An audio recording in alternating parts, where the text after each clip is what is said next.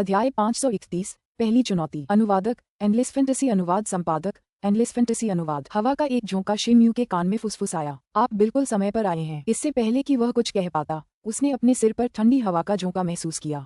दाइतुओ को पता नहीं था कि उसके पीछे कौन है। जब उसने हाथ में खंजर लहराते हुए काले व्यक्ति को उकसाया, शिम्यू को भागते देख काले खंजर ने अपना रास्ता बदल दिया।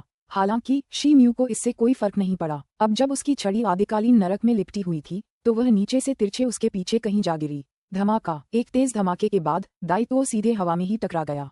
नीली रोशनी से उसका शरीर स्तब्ध रह गया। इच्छाधारी स्टील स्टाफ द्वारा दाइतुओ को मारने के बाद उसने स्थिति का फायदा उठाया और काले खंजर से टकरा गया, जो शिम्यू से ज्यादा दूर नहीं था। धमाका। माना जाता है कि अटूट काला खंजर अब पिघल गया था जब ये शिम्यू के इच्छाधारी स्टील स्टाफ की सतह पर आदिम नरक के संपर्क में आया था। इसके तुरंत बाद शिम्यू ने खुद को और ऊंचाई पर चढ़ने के लिए तैयार किया और उल्कापिंड चंद्रमा नामक तकनीक से अपनी छड़ी घुमाई।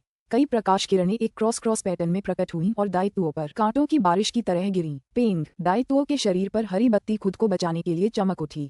हालांकि वह अब भारी बमबारी का सामना नहीं कर सका और गिर पड़ा। शिम्यू धनुष की तरह झुका और इच्छाधारी स्टील के डंडे को हाथ में थाम लिया। वह आगे कूदा और दाइतुओ के पेट पर आखिरी वार किया। ये क्रिया पानी की धारा की तरह थी जो मात्र 3 सांसों में समाप्त हो गई। उसके शरीर में हड्डियों के टूटने की आवाज के साथ एक दर्दनाक चीख सुनाई दी। दाइतुओ अपना पेट पकड़े हुए सिकुड़ गया और गिर पड़ा। दाइतुओ का शरीर धड़ाम से जमीन पर गिर पड़ा। बजरी बिखर गई और वह खुद को खून की खांसी से नहीं रोक सका और दर्द के कारण बेहोश हो गया। दर्शकों में से सभी ने ये दृश्य देखा और वहां हंगामा मच गया। पलक झपकते ही स्थिति नाटकीय रूप से बदल गई।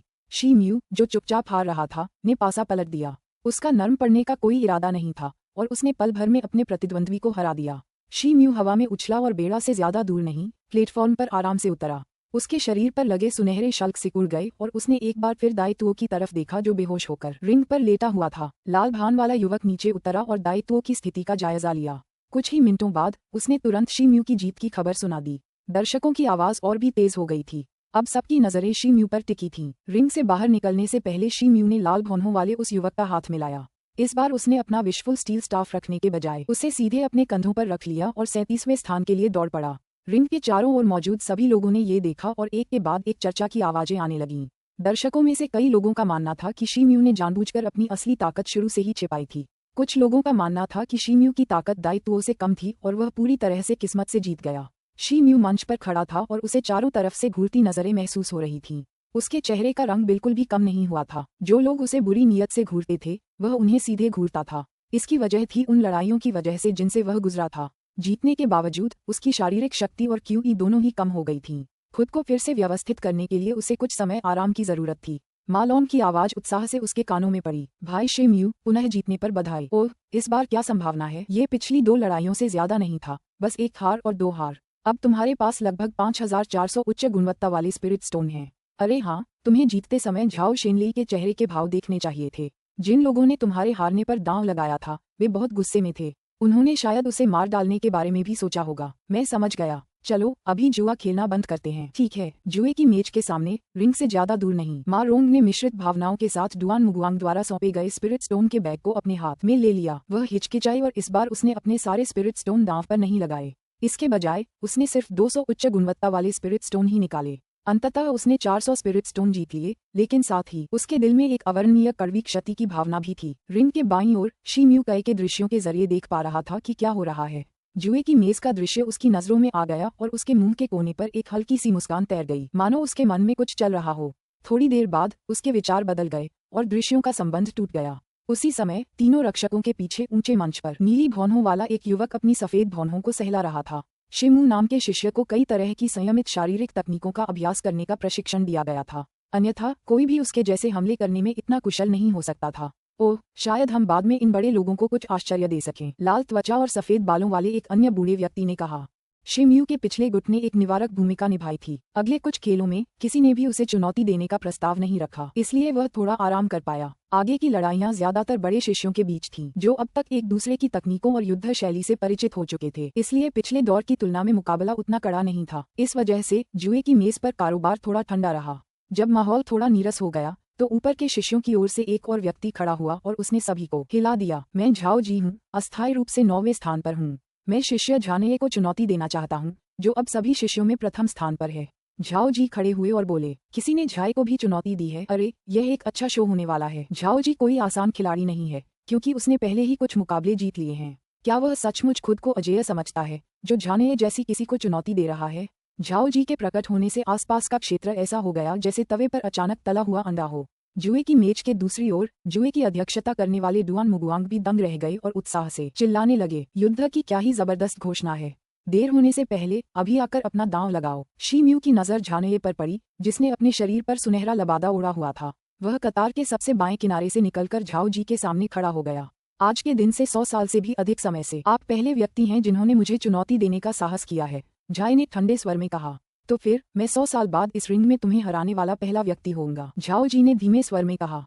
अपनी आवाज संभालो, फिर मुझे भी तो देखने दो कि तुम्हारी 9 क्रांतियों वाली रहस्यमयी कला कितनी अच्छी है। एक शब्द के बाद ही उसके शरीर की सुनहरी ज्योति अचानक चमक उठी और अंगूठे के आकार के सुनहरे शल्क निकल आए जिन्होंने उसे ऊपर से नीचे तक ढक लिया। सुनहरे शल्क उसके शरीर पर मौजूद सुनहरे वस्त्रों से मेल खा रहे थे।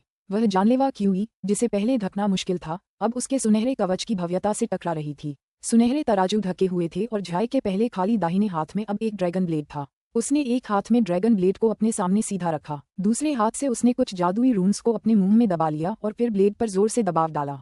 स्वूश, एक आह जैसी आवाज निकली और ब्लेड पर लगे कांटे मुड़ गए जिससे ब्लेड पहले से ज्यादा लंबा हो गया। पल भर में वह 6 फीट लंबे सुनहरे ड्रैगन में बदल गया। अपने पंजे लगातार हवा में हिलाते हुए वह एक घूमते बादल की तरह बड़ी तेजी से झाओ जी की ओर दौड़ा। झाओ जी ने ये सब देखा लेकिन उनके चेहरे के भाव नहीं बदले। उन्होंने अपनी विशाल कुल्हाड़ी नहीं उठाई, नहीं हार मानकर चकमा दिया, बस वहीं खड़े रहे बिना हिले डुले। रिंग के बाईं ओर शी म्यू ने झाओ जी को देखा और महसूस किया कि उनकी आंखें अब बिल्कुल नीली हो गई हैं। उनकी आंखों के खालीपन में एक अदृश्य लहर थी। सुनहरा ड्रैगन अदृश्य लहरों में घुस गया और आकृति अचानक स्थिर हो गई, मानो हवा में जम गई हो। न सिर्फ सुनहरा ड्रैगन अपनी जगह पर जम गया बल्कि जानिए भी ऐसा लग रहा था जैसे वह अब बिना किसी हलचल के उसी जगह पर स्थिर हो गया हो। झाई के बगल में शून्य से कई पतले सफेद रेशमी धागे निकले और उसके शरीर को उलझा दिया। वह अपने पूरे शरीर का केवल अदृश्य दबाव ही महसूस कर पा रहा था। वह हिलने डुलने के लिए बेताब था लेकिन ये लगभग असंभव था। झाओ हाओ ने अपनी कुल्हाड़ी उठाई। एक एक कदम आगे बढ़ते हुए वह सीधे सुनहरे ड्रैगन के पास गया और दूरी की परवाह नहीं की। उसने ड्रैगन को घूरा लेकिन कोई और हरकत नहीं की। इसके बजाय वह जानिए की ओर चल पड़ा। उसने झाई की गर्दन की ओर देखा और तुरंत अपनी विशाल बैंगनी कुल्हाड़ी उठाकर सीधे उस पर वार कर दिया। दर्शकों में से हर कोई ये देखकर हैरान रह गया कि उन्होंने क्या देखा। वे खुद को रोक नहीं पाए और खुशी से चिल्ला उठे। हालांकि लाल भौहों वाला युवक शांति से किनारे पर खड़ा था और लड़ाई को रोकना नहीं चाहता था।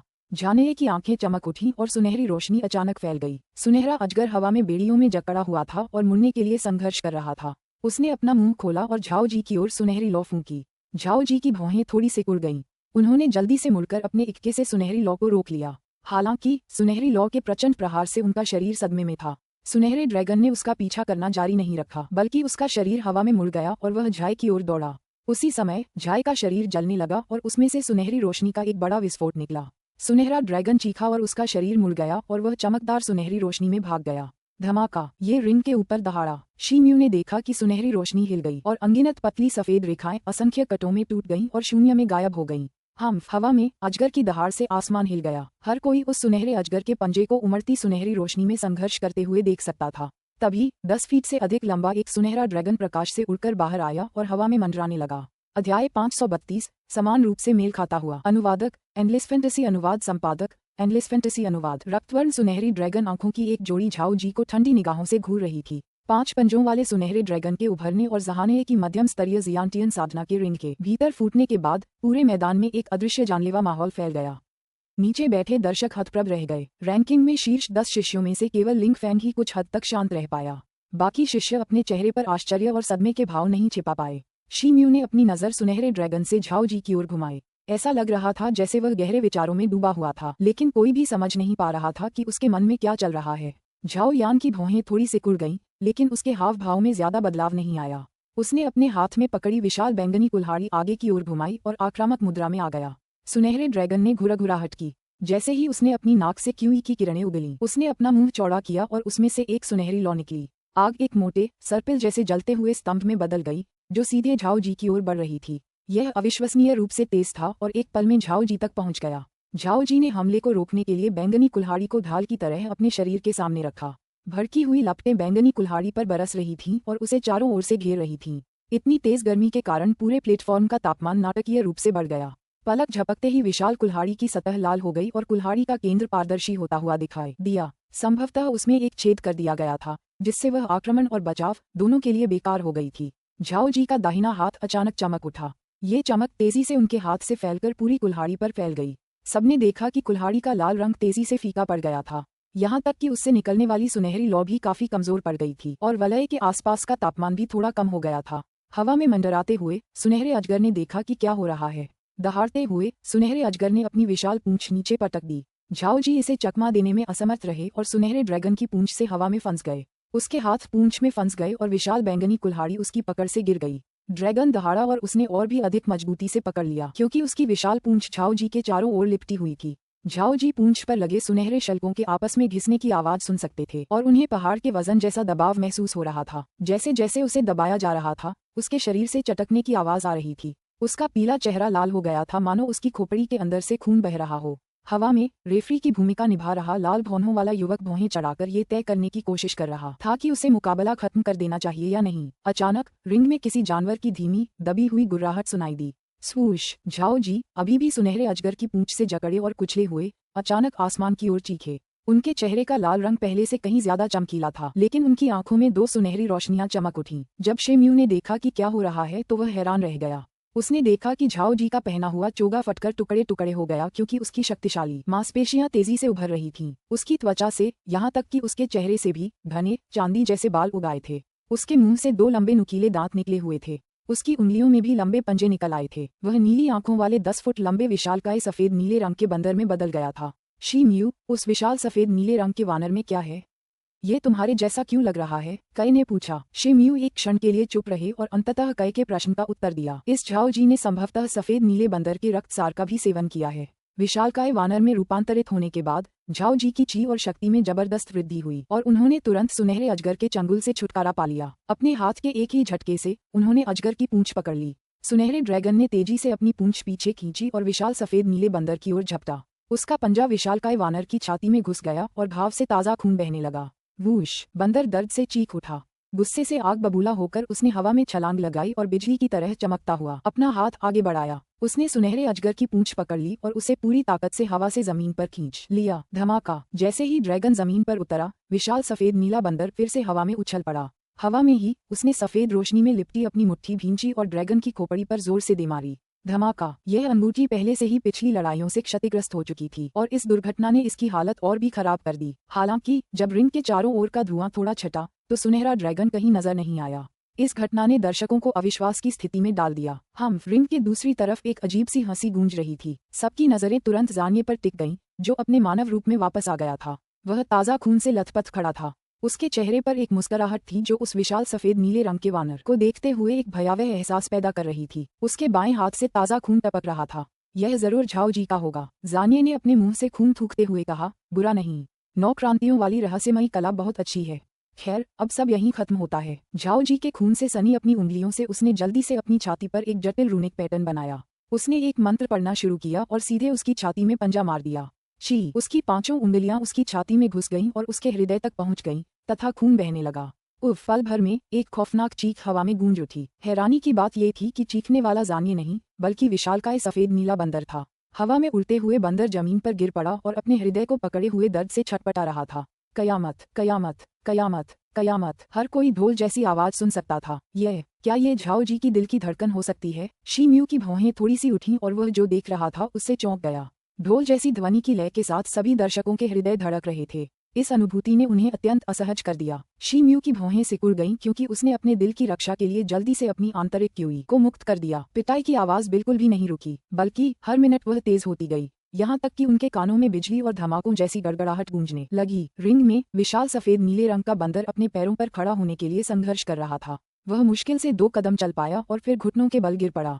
जानिए को देखते ही उसकी छाती पर लगे जख्मों से खून बहने लगा। घेरे के चारों ओर खड़े कमजोर शिष्य जल्दी से पीछे हट गए। धीरे धीरे उनकी आंखों, कानों और नाक से खून बहने लगा। सियान ब्लॉक पर नीले वस्त्र में मध्यम आयु वर्ग का व्यक्ति 3 रक्षकों में से एक अचानक रिंग में प्रकट हुआ। उसने अपनी दोनों बाहें छाती के सामने क्रॉस करके रखी थीं। उसकी आंखों में नीली रोशनी दौड़ गई और उसने अंगूठी की तरफ एक विशाल जुड़वा मछली का निशान बनाया। नीली रोशनी ने एक क्षण में पूरे वलय को घेर लिया। अंगूठी के पास खड़े शिष्यों के दिलों में अब दर्द नहीं था। दर्द मानो कभी था ही नहीं। रिंग में मौजूद विशालकाय सफेद नीले रंग के बंदर के बारे में ऐसा नहीं कहा जा सकता था। ऐसा लग रहा था जैसे उसका दिल धड़क रहा हो और उसकी दोनों आंखें लाल हो गई हों। यहाँ तक कि उसकी आत्मा की संवेदना भी विकृत हो गई थी। अचानक उसने दांत बींचे और मुक्का जमीन पर पटक कर अपना शरीर कुछ फीट ऊपर उठा लिया। एक चीख के साथ वह फिर से जानिए पर टूट पड़ा।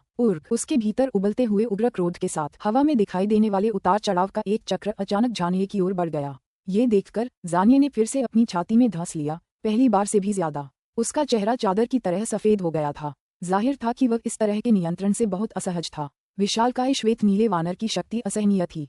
तेज हवा के झोंके से उसका शरीर जमीन पर गिर पड़ा। विशालकाय वानर भी एक बार फिर कमजोर और दुर्बल होकर जमीन पर गिर पड़ा, जहां झाय लेटा हुआ था उससे ज्यादा दूर नहीं। जैसे ही विशाल सफेद नीला बंदर जमीन पर गिरा, उसका शरीर चमक उठा और उसका आकार तेजी से सिकुड़ गया। पलक झपकते ही वह वापस झाओ जी में बदल गया। इससे पहले कि लाल भौहों वाला युवक कुछ कर पाता, नीले वस्त्र वाला अधेड़ व्यक्ति पहले ही रिंग में उतर चुका था। उसकी हथेली के एक झटके से एक हल्की नीली रोशनी लहर की तरह प्रकट हुई और झाओ जी और झानेये दोनों को ढक लिया। इस राउंड के लिए झाओ जी और लॉन्ग झानेये दोनों ने अपनी सारी ऊर्जा खर्च कर दी है। इसे ड्रॉ माना जा रहा है और दोनों अपनी मूल रैंकिंग बनाए रखेंगे। नीले वस्त्रधारी व्यक्ति ने ये कहने के बाद दर्शकों की प्रतिक्रिया का इंतजार नहीं किया।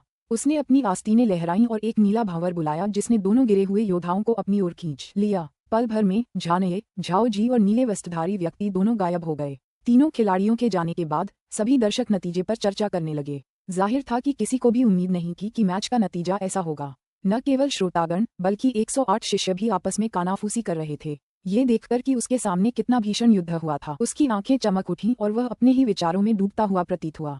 रेफरी के रूप में लाल भौहों वाला वह युवक भी कुछ देर के लिए अचंभित रह गया, फिर होश में आया।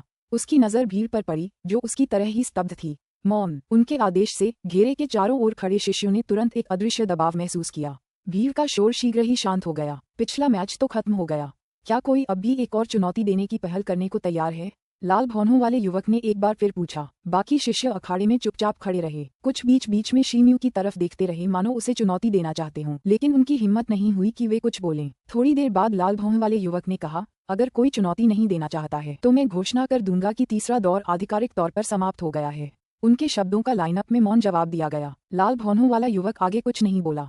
वह हवा में तैरता रहा और चुपचाप इंतजार करता रहा। कुछ पल बीते, अचानक एक व्यक्ति कतार से निकलकर रिंग में चला आया। शीम्यू पंक्ति से बाहर आए और घोषणा की, मैं शिष्य शीम्यू हूँ, 37वें स्थान पर। मैं भाई लिंग फैंग को चुनौती देना चाहता हूँ, जो सभी शिष्यों में दूसरे स्थान पर हैं। जैसे ही उन्होंने चुनौती दी, कुछ मिनट पहले जो भीड़ शांत थी वह फिर से बातचीत करने लगी। एक के बाद एक अनगिनत आवाजें आने लगीं। क्या नए शिष्य पागल हो गए हैं? एक ने किंगलान सूची में सबसे ऊपर वाले को चुन लिया है और एक ने दूसरे स्थान पर रहने वाले शिष्य को चुनौती दी है। भीड़ में से किसी ने चिल्लाकर कहा, क्या ये छोटा सा शरारती बच्चा शीम्यू पागल है? क्या पिछली जीत की वजह से वह खुद को इतना ऊंचा समझता है? शायद अभी भी उसमें कोई छिपी हुई तरकीब बाकी है। ये बच्चा पहली नजर में मासूम दिखने में माहिर है। अध्याय 533, धूल से बसा हुआ। अनुवादक एंडलेस फैंटेसी अनुवाद संपादक एंडलेस फैंटेसी अनुवाद। जुए की मेज के पास डुआन मुगुआंग उत्साह से चिल्लाया। उसका चेहरा आड़ू जैसा गुलाबी था। आओ सब आओ, डांव शुरू होने वाला है। लगातार 3 मैच जीतने वाले नए शिष्य शीम्यू का मुकाबला बड़े शिष्य लिंग फैंग से होगा, जो सभी शिष्यों में दूसरे स्थान पर था। ऑड्स 1 से 3 है। यह मौका दुर्लभ है, इसलिए अपना दांव जरूर लगाएं। झाओ जी और लॉन्ग झानेये का मुकाबला बराबरी पर समाप्त हुआ, इसलिए जुए के अनुबंध में निर्धारित शर्तें यही थीं कि दोनों में से कोई भी पक्ष जीतेगा। बराबरी का मतलब था कि डीलर सारी कमाई ले लेगा, जिससे उसे सबसे ज्यादा फायदा होगा। मौजूदा ग्रैंड चैंपियनशिप में ये पहला ऐसा मामला था। हालांकि कई शिष्यों ने अपनी बहुत सी संपत्ति गंवा दी थी, लेकिन कुछ ने दूसरों की गलतफहमियों का फायदा उठाकर धन कमाया। फिलहाल जुए की मेज पर अभी भी भीड़ थी। जीत तय होने से पहले ही हर कोई पहले हुए नुकसान की भरपाई के लिए दांव लगाने की कोशिश कर रहा था। मैं भाई लिंग फैंग की जीत पर दांव लगा रहा हूँ। कोई कुछ भी कहे, वह एक बड़ा शिष्य है जिसने जियांतियान स्तर प्राप्त कर लिया है। लॉन्ग जानिये भी सूची में सबसे ऊपर थे, लेकिन अब उन्हें देखिए। झाओ जी जैसे नए शिष्य के साथ उनकी टक्कर बराबरी पर थी। इस साल जिन नए शिष्यों को चुना गया है वे आसान प्रतिद्वंद्वी नहीं हैं। मैं शीम्यू पर दांव लगा रहा हूँ। हाँ, लगता है शीम्यू ने अभी तक अपनी पूरी ताकत नहीं लगाई है। मुझे यकीन है कि उसके मन में कुछ न कुछ जरूर है। सही कहा भाई, अंत तक विजय ही रहेगी। कई लोग आपस में विचार विमर्श करते और कभी कभी मालॉन की ओर ध्यान देते। चूंकि उसने पिछली लड़ाइयों में शीम्यू पर बड़ा दांव लगाया था, इसलिए जाहिर था कि इस तरह की हरकतें लोगों का ध्यान खींच लेंगी। मालॉन्ग ने मंच की दिशा की ओर देखा और ऐसा प्रतीत हुआ कि उसके पास दांव लगाने का कोई साधन नहीं है। रिंग में लिंग फैंग शीम्यू के विपरीत दिशा में खड़ा था। उसका नीला गाउन आकर्षक लग रहा था और उसके सुंदर आकर्षक चेहरे पर अभी भी मुस्कान थी। मैंने भाई लिंग फैंग को चुनौती देने का साहस जुटाया। कृपया मुझे समझाएं। शीम्यू ने हाथ जोड़कर प्रणाम किया और कहा, सुधार करने के लिए लगातार मुकाबलों में संयमित रहना जरूरी है। मुझे डर है कि यह मुकाबला मेरे हिसाब से थोड़ा उबाऊ होगा, इसलिए कृपया अपना सर्वश्रेष्ठ प्रदर्शन करें और मुझे अपना सब कुछ दिखाएं। लिंग फेंग ने आत्मविश्वास से भरे भाव से उदासीनता से कहा, अगर ऐसा है तो मैं पीछे नहीं हटूंगा। लिंग फेंग हल्के से मुस्कुराया। एक हाथ आगे बढ़ाकर उसने अपने प्रतिद्वंद्वी को पहला कदम उठाने का इशारा किया और उसके शरीर से जियांटियन स्तर की क्यूई बाहर निकल आए। शी म्यू ने आगे कुछ नहीं कहा और उसके पूरे शरीर से एक चमकदार लाल रोशनी फूट पड़ी। उसकी पीठ से दो ज्वाला जैसे पंख निकले। अपना मुंह खोलकर उसने इच्छाधारी स्टील स्टाफ को थूक दिया और हथियार को हाथ में लेकर आक्रमण की मुद्रा में आ गया। लिंग फेंग ने ये देखा और अपना दाहिना हाथ, दोनों उंगलियां कसकर आपस में मिला लीं। वह स्थिर खड़ा रहा और उसके हाथ से एक हल्की नीली आभा निकलने लगी और वह मन ही मन कोई जादू बुदबुदाने लगा। मंत्र की ध्वनि के साथ ही उसके पीछे धीरे धीरे एक नीली चांदनी छाया प्रकट हुई। पूर्णिमा जादूगर की मार्शल आर्ट, शी म्यू ने मन ही मन सोचा। लिंग फेंग ने अपने दाहिने हाथ से अपने सामने एक गोलाकार रूम खींचा। जब वह उसके पास से गुजरा तो उसने एक नीली आभा छोड़ी। छाया जमने के बाद उसके सामने एक नीला अवरोध प्रकट हुआ। भाई शी म्यू, सावधान रहो। उसे चेतावनी देने के बाद लिंग फेंग की आंखों में तीव्र नीली रोशनी चमक उठी और उसके हाथ का इशारा बदल गया और उसने 1000 खंजरों की कला शब्द बुदबुदाया। नीली रोशनी से ढकी अनगिनत तलवारें और खंजर शी म्यू की ओर दौड़े। वूश! ध्यान से देखने पर प्रकाश तलवार का हैंडल नीली रोशनी की एक परत से ढका हुआ प्रतीत हो रहा था, जिससे मन में उतार चढ़ाव के विस्फोट निकल रहे थे। ऐसा लग रहा था कि यह एक और दुर्जेय आकर्षण मंत्र से संपन्न तकनीक है। लिंग फेंग हर हल्की तलवार पर भी यह तकनीक आजमाने में सक्षम था। इस चाल से आसपास के शिष्य अचंभित होकर खड़े हो गए। अनगिनत म्यान एक लंबे नीले सांप की तरह एक साथ खींचे गए थे। गति एक इंद्रधनुषी शक्ति की तरह थी जो शी म्यू की ओर तेजी से बढ़ रही थी। जहां भी वह गुजरती, खंजर की रक्षात्मक क्यों ही नीचे जमीन को चीर फाड़ कर खंडहर बना देती। शी म्यू की आंखें थोड़ी चौंक गईं क्योंकि उसके शरीर के चारों ओर सुनहरी रोशनी फैल गई थी। सुनहरे शल्क उसके शरीर को पूरी तरह से ढंक चुके थे। साथ ही उसकी भुजाएं नाचने लगीं। हाथ में इच्छाधारी स्टील का डंडा लिए चारों ओर घनी सफेद हवा दिखाई देने लगी। बाघ के पंजे की कला। उसने एक धीमी आह भरी और छड़ी उसके सामने जमीन पर गिर पड़ी। उसके आसपास की सफेद हवा अचानक किसी जानवर की तरह बाहर निकली और नीली रोशनी वाले खंजरों का स्वागत करने लगी। एक कान फाड़ देने वाली भिनभिनाहट सभी के कानों में गूंज उठी जब एक सफेद बाघ और गैंडे का एक भव्य प्रेत प्रकट हुआ। नीली रोशनी वाली तलवार के प्रभाव से वह कमजोर पड़ गया और पीड़ा से कराहते हुए गिर पड़ा। कुछ समय के लिए हवा में सफेद हवा फूट पड़ी और नीली रोशनी वाली तलवार टूटे हुए बांस की तरह बढ़ती गई और वह शी म्यू की ओर बढ़ती रही। शी म्यू को एहसास हुआ कि वह बुरी स्थिति में फंस गया है। अपनी पीठ पर जलते हुए पंख फड़फड़ाते हुए वह हवा में उड़ गया। हालांकि नीली तलवार की रोशनी की अपनी एक तेज नजर थी। वह उल्टी होकर ऊपर की ओर मुड़ी और एक परछाई की तरह शी म्यू के पास पहुंच गई। शी म्यू के शरीर के भीतर क्यूई की ऊर्जा तेजी से बढ़ी, जैसे उसकी बाहें ऊपर नीचे हो रही थीं। फिर किसी नृत्य की तरह काली छड़ी बड़ी हो गई और नीली रोशनी वाले खंजरों को ढक लिया।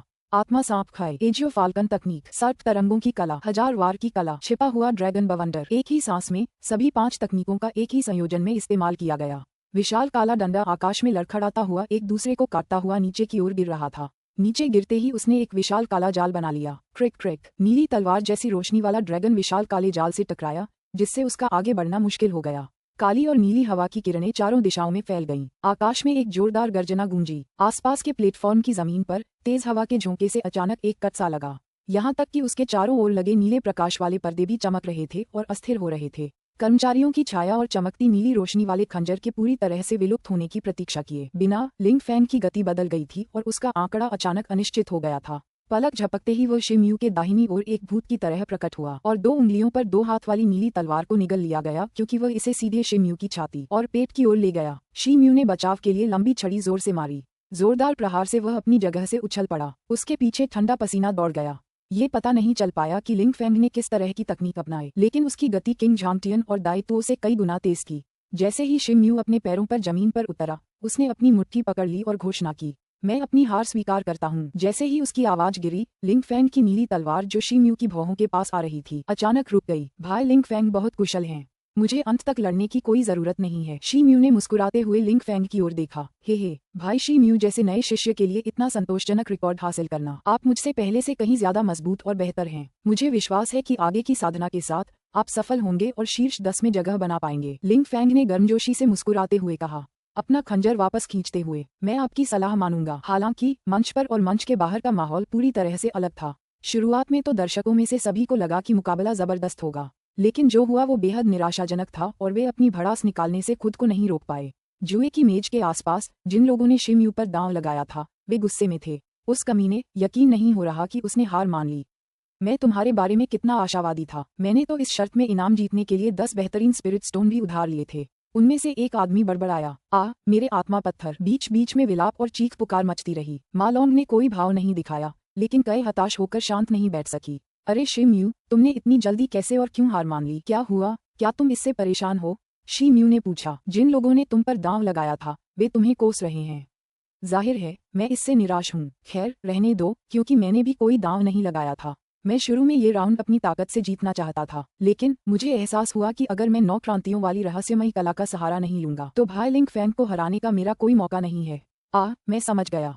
तो फिर मैं उन्हें बता दूं कि तुम्हें अपने फैसले पर शर्मिंदगी नहीं होगी। शी म्यू ने सुना लेकिन कुछ नहीं कहा। जब लिंग फैंग और शी म्यू दोनों अपने अपने स्थान पर लौट आए तो लाल भौहों वाला युवक एक बार फिर बाहर आया और पूछा कि क्या कोई चुनौती देने को तैयार है। इस बार लंबे इंतजार के बाद भी कोई आगे नहीं आया। लाल भौहों वाले युवक ने मंच पर रुके कुछ उच्च पदस्थ संप्रदायों के बारे में पूछा। फिर उसने मुड़कर घोषणा की कि 10 साल पुराना पीला क्षेत्र आधिकारिक तौर पर समाप्त हो गया है। चैंपियनशिप समाप्त हो गई है और शाम तक सब कुछ तय हो जाएगा। चौक के केंद्र में किंगलान रैंकिंग एक बार फिर जारी की गई थी। मैच से पहले की तुलना में 9वें स्थान को छोड़कर सूची में शीर्ष 10 स्थान वही रहे। जी लिंग अभी भी 19वें स्थान पर हैं और शी म्यू 37वें स्थान पर हैं। इन तीनों के अतिरिक्त अस्थायी उच्च श्रेणी के शिष्य, जिन्हें मूल रूप से एक साथ पेश किया गया था, निम्न श्रेणी के शिष्य बन गए। भव्य चैंपियनशिप की समाप्ति के बाद शी म्यू तुरंत अपने गुफा निवास पर लौट आए। क्यूई फैंग और अन्य सेवकों को मानो उस अनजान चैनल से पहले ही खबर मिल गई थी। वे सभी 300 लोग अपने स्वामी की वापसी का इंतजार करने के लिए इकट्ठा हुए थे। जैसे ही शी म्यू द्वार पर पहुंचे, सभी ने आदरपूर्वक उन्हें प्रणाम किया। शिष्य रैंकिंग में पदोन्नति के लिए युवा गुरु को बधाई। ये जानकर सभी का खुश होना स्वाभाविक था कि शी म्यू आधिकारिक तौर पर उच्च शिष्यों की श्रेणी में शामिल हो गए हैं। उनके सेवकों के रूप में उनकी स्थिति और लाभ भी उसी के अनुसार बढ़ेंगे। खैर ये तो कोई बात नहीं। हम में से हर कोई भविष्य में अपने अपने कामों की जिम्मेदारी लेता रहेगा, शी म्यू ने धीमे स्वर में कहा। थोड़ी देर बाद लिविंग रूम में क्यूई फैंग ने मा लॉन्ग को गेट के अंदर ले जाया। फिर सेवानिवृत्त होने से पहले शी म्यू को प्रणाम किया। लेडी मा लॉन्ग, आप यहाँ हैं, कृपया बैठ जाइए। शी म्यू कमरे के बीच में बैठ गया और उसने अपने बगल में एक कुर्सी रखने का अनुरोध किया ताकि मा लॉन्ग उसके बगल में बैठ सके। भाई शी, कई कहाँ है? मा लॉन्ग ने बैठते ही पूछा। वह लालची बदमाश कुछ सेवकों के साथ पेट भरने के लिए अग्नि तत्व लेने आत्मा के फव्वारे पर गया था।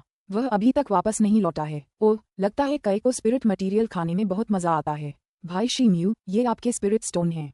अगर गिनना ही है तो गिन लीजिए। मा लॉन्ग ने अपनी भंडारण अंगूठी से आत्मा पत्थरों की एक थैली निकाली और उसे शी म्यू के सामने रख दिया। शी म्यू ने अंगूठी ली और उसे गिना। फिर उसने कुछ 100 की संख्या में अंगूठी निकाली और मा लॉन्ग को वापस दे दी। ये पिछले कुछ दिनों से आप पर इस कार्य का बोझ डालने के लिए मुआवजे के रूप में है, शी म्यू ने कहा। भाई शी म्यू, इतना विनम्र होने की कोई जरूरत नहीं है। मैं ये बात नहीं छिपाऊंगा कि जब आपने मुझे आपके स्पिरिट स्टोन्स दांव पर लगाने का आदेश दिया था तो मैंने भी अपने स्पिरिट स्टोन्स दांव पर लगा दिए थे। आपकी बदौलत ही मैं भी पर्याप्त मात्रा में स्पिरिट स्टोन्स कमा पाया। मा लॉन्ग ने इशारे से मना करते हुए कहा। शी म्यू को यह एहसास हो गया कि उसका मन बदलने वाला नहीं है और उसने उस पर और दबाव नहीं डाला। ठीक है, अगर भविष्य में आपको किसी चीज की जरूरत पड़े तो बेझिझक मुझे बताइएगा। अगर मेरे बस में हुआ तो मैं जरूर मदद करूंगा। भाई शी म्यू, क्या आप इस बारे में गंभीर हैं? मा लॉन्ग ने आश्चर्य से कहा। जरूर। शी म्यू मुस्कुराया और सिर हिलाया। अध्याय 534 आत्मा औषधि का विशाल मंदिर। अनुवादक एंडलेस फैंटेसी अनुवाद संपादक एंडलेस फैंटेसी अनुवाद। मा लॉन्ग के जाने के बाद शी म्यू ने उस संग्रहण अंगूठी को हाथ में लिया और उसे रगड़ा। अपनी आत्मिक इंद्रिय से उसने उस अत्यंत रंगीन और शक्तिशाली आत्मिक पत्थर के 5000 से ज्यादा टुकड़े देखे। वह बहुत खुश हुआ। इस भव्य चैंपियनशिप के जरिए 9 क्रांतियों वाली रहस्यमय कला की अपनी साधना को छुपाकर वह रैंक में बहुत ऊपर नहीं उठ पाया। हालांकि उसकी फसल कम नहीं थी। इन उच्च गुणवत्ता वाले स्पिरिट स्टोन्स के साथ वह जो भी इनाम चुक गया वह ध्यान देने योग्य नहीं लगा। शी म्यू ने भंडारण की अंगूठी रख दी और गुफा में वापस चला गया। बिस्तर पर लेटते ही उसे तुरंत गहरी नींद आ गई। कुछ दिनों की लड़ाई के बाद वह पूरी तरह थक गया। शी म्यू लगातार 3 दिनों से सो रहा था। चौथे दिन आखिरकार उसकी नींद खुली और वह बहुत खुश था। जैसे ही वह गुप्त कक्ष से बाहर निकलने वाला था, अचानक उसके मन में कई की आवाज सुनाई दी। अरे शी म्यू, तुम आखिरकार जाग गए। कुई हुआन लगभग 3 दिनों से तुम्हारा इंतजार कर रही है। लगता है उसे तुमसे कुछ जरूरी बात करनी है। ठीक है, उससे कहो कि वह लिविंग रूम में मेरा इंतजार करे। थोड़ी देर बाद लिविंग रूम में आपके चेहरे पर वह भाव देखकर मुझे लगता है कि आपके शिष्य परीक्षण का प्रवेश परिणाम अच्छा था। शी म्यू ने कुई हुआन को सिर से पैर तक देखते हुए कहा। युवा गुरु के आशीर्वाद से हालांकि मैं शीर्ष 36 में प्रवेश नहीं कर पाई, मैं किंगलान की पवित्र भूमि में प्रवेश करने में सफल रही। मैं एक बार फिर आपका धन्यवाद करने और निवास से इस्तीफा देने आई हूँ, कुई हुआन ने शर्माते हुए कहा। यह एक सुखद घटना होनी चाहिए थी, लेकिन उसके चेहरे पर मानो एक ठंडक छा गई थी। उसके व्यवहार में ऐसा बदलाव था मानो उसका पुनर्जन्म हो गया हो। वाह, मेरे एक पूर्व सेवक का मेरे निवास में किंगलान का शिष्य बनना, यह मेरे लिए बहुत सम्मान की बात है। आज के बाद झाओ शेनली फिर कभी तुम पर हाथ उठाने की हिम्मत नहीं करेगा। कुई हुआन ने सिर हिलाकर अपने परिवार की कठोर वास्तविकता को याद किया और असहाय होकर आह भरी। दोनों एक पल के लिए चुप रहे। थोड़ी देर बाद शी म्यू ने चुप्पी तोड़ी। ओह, मैं पूछना ही भूल गया। शिष्यों के परीक्षणों के दौरान क्या आप पवित्र भूमि के गुप्त क्षेत्र की गहराई में गए थे? कुई हुआन कुछ देर के लिए स्तब्ध रह गई, फिर उसने अपना सिर हिलाया। गुप्त क्षेत्र में प्रवेश करने से पहले बुजुर्गों ने हमें खतरे के बारे में चेतावनी दी थी, इसलिए मैं वहां नहीं गया। हालांकि मैंने सुना है कि किसी शिष्य ने उसकी गहराई में जाने का साहस किया था। अच्छा, तो क्या तुमने गुप्त क्षेत्र के केंद्र में किसी असामान्य बदलाव के बारे में सुना है? उन्होंने कहा कि जियांटियन स्तर के राक्षसों और जानवरों के अलावा इसमें कुछ भी विशेष नहीं था। मैं देख रहा हूँ। शी म्यू बुदबुदाया। युवा स्वामी, क्या कोई समस्या है? कुछ नहीं, मैंने बस यही सोचा था। और हाँ, अब हम शिष्यों के स्तर पर एक ही हैं, इसलिए आपको मुझे फिर से युवा गुरु कहने की कोई जरूरत नहीं है। बस शी म्यू ही काफी है। शी म्यू ने सिर हिलाया और कहा। कुई हुआन मुस्कुराया और इसे स्वीकार कर लिया। दोनों ने फिर से बातचीत की और थोड़ी देर बाद कुई हुआन आधिकारिक तौर पर निवास से चले गए। शी म्यू उसके जाने का इंतजार करने के बाद तुरंत गुप्त कक्ष में गया और मुट्ठी भर नीले रंग की लकड़ी की पट्टियां ले आया। ये पट्टियां सिल्विन राजा से गुप्त क्षेत्र में ली गई थीं। काफी समय से लकड़ी की पट्टी का स्वरूप जरा भी नहीं बदला था। ये लकड़ी की पट्टी वास्तव में क्या है? शी म्यू ने फुसफुसाते हुए कहा, क्योंकि उसने इसे बेहतर ढंग से देखने के लिए अपनी आत्मा की भावना को इसमें केंद्रित किया था। वह उसे लगभग 15 मिनट तक देखता रहा। पट्टी से कभी कभार आने वाली हल्की सी खुशबू और एक शुद्ध लकड़ी जैसी आभा के अलावा उसे और कुछ दिखाई नहीं दे रहा था। शी म्यू ने अपना सिर हिलाया और लकड़ी की पट्टी को सुरक्षित रख लिया। हो सकता है कि उसके पास इसे समझने के लिए पर्याप्त ज्ञान न हो। उसे इसे पहचानने के लिए मदद की जरूरत होगी। उसके विचार कुछ देर के लिए डूब गए, फिर वह उठकर कक्ष से बाहर चला गया। अरे शी म्यू, क्या तुम बाहर जा रहे हो? मुझे भी अपने साथ ले चलो। कई उड़कर शी म्यू के कंधे पर बैठ गई। शी म्यू ने सहमति में सिर हिलाया और हरे पंखों वाली उड़ने वाली गाड़ी को बुलाने के लिए अपना हाथ हिलाया तथा टावर की दिशा में उड़ चला। 1/4 घंटे के बाद शी म्यू किंगलाम के मुख्य हॉल में पहुंचे। हॉल का क्षेत्रफल बहुत बड़ा था, निस्संदेह कन्वेंशन मंडप से कई गुना बड़ा। लोग समय समय पर आते जाते रहते थे, जिससे माहौल बहुत जीवंत हो जाता था। मंदिर के सामने एक विचित्र पत्थर की पट्टिका लगी हुई थी जिस पर आत्मा औषधि का विशाल मंदिर लिखा हुआ था। शीटो, क्या आप कुछ रसायन विज्ञान की गोलियां खरीदना चाह रहे हैं? कई ने पूछा और उसने चारों ओर देखा। शी म्यू ने सिर हिलाया। आज उसकी आखिरी रसायन गोलियां खत्म हो गई थीं। चूंकि उन्हें एक उच्च शिष्य के रूप में पदोन्नत किया गया था, इसलिए वे भव्य चैंपियनशिप के माध्यम से अन्य उच्च शिष्यों की शक्ति को देखने में सक्षम थे।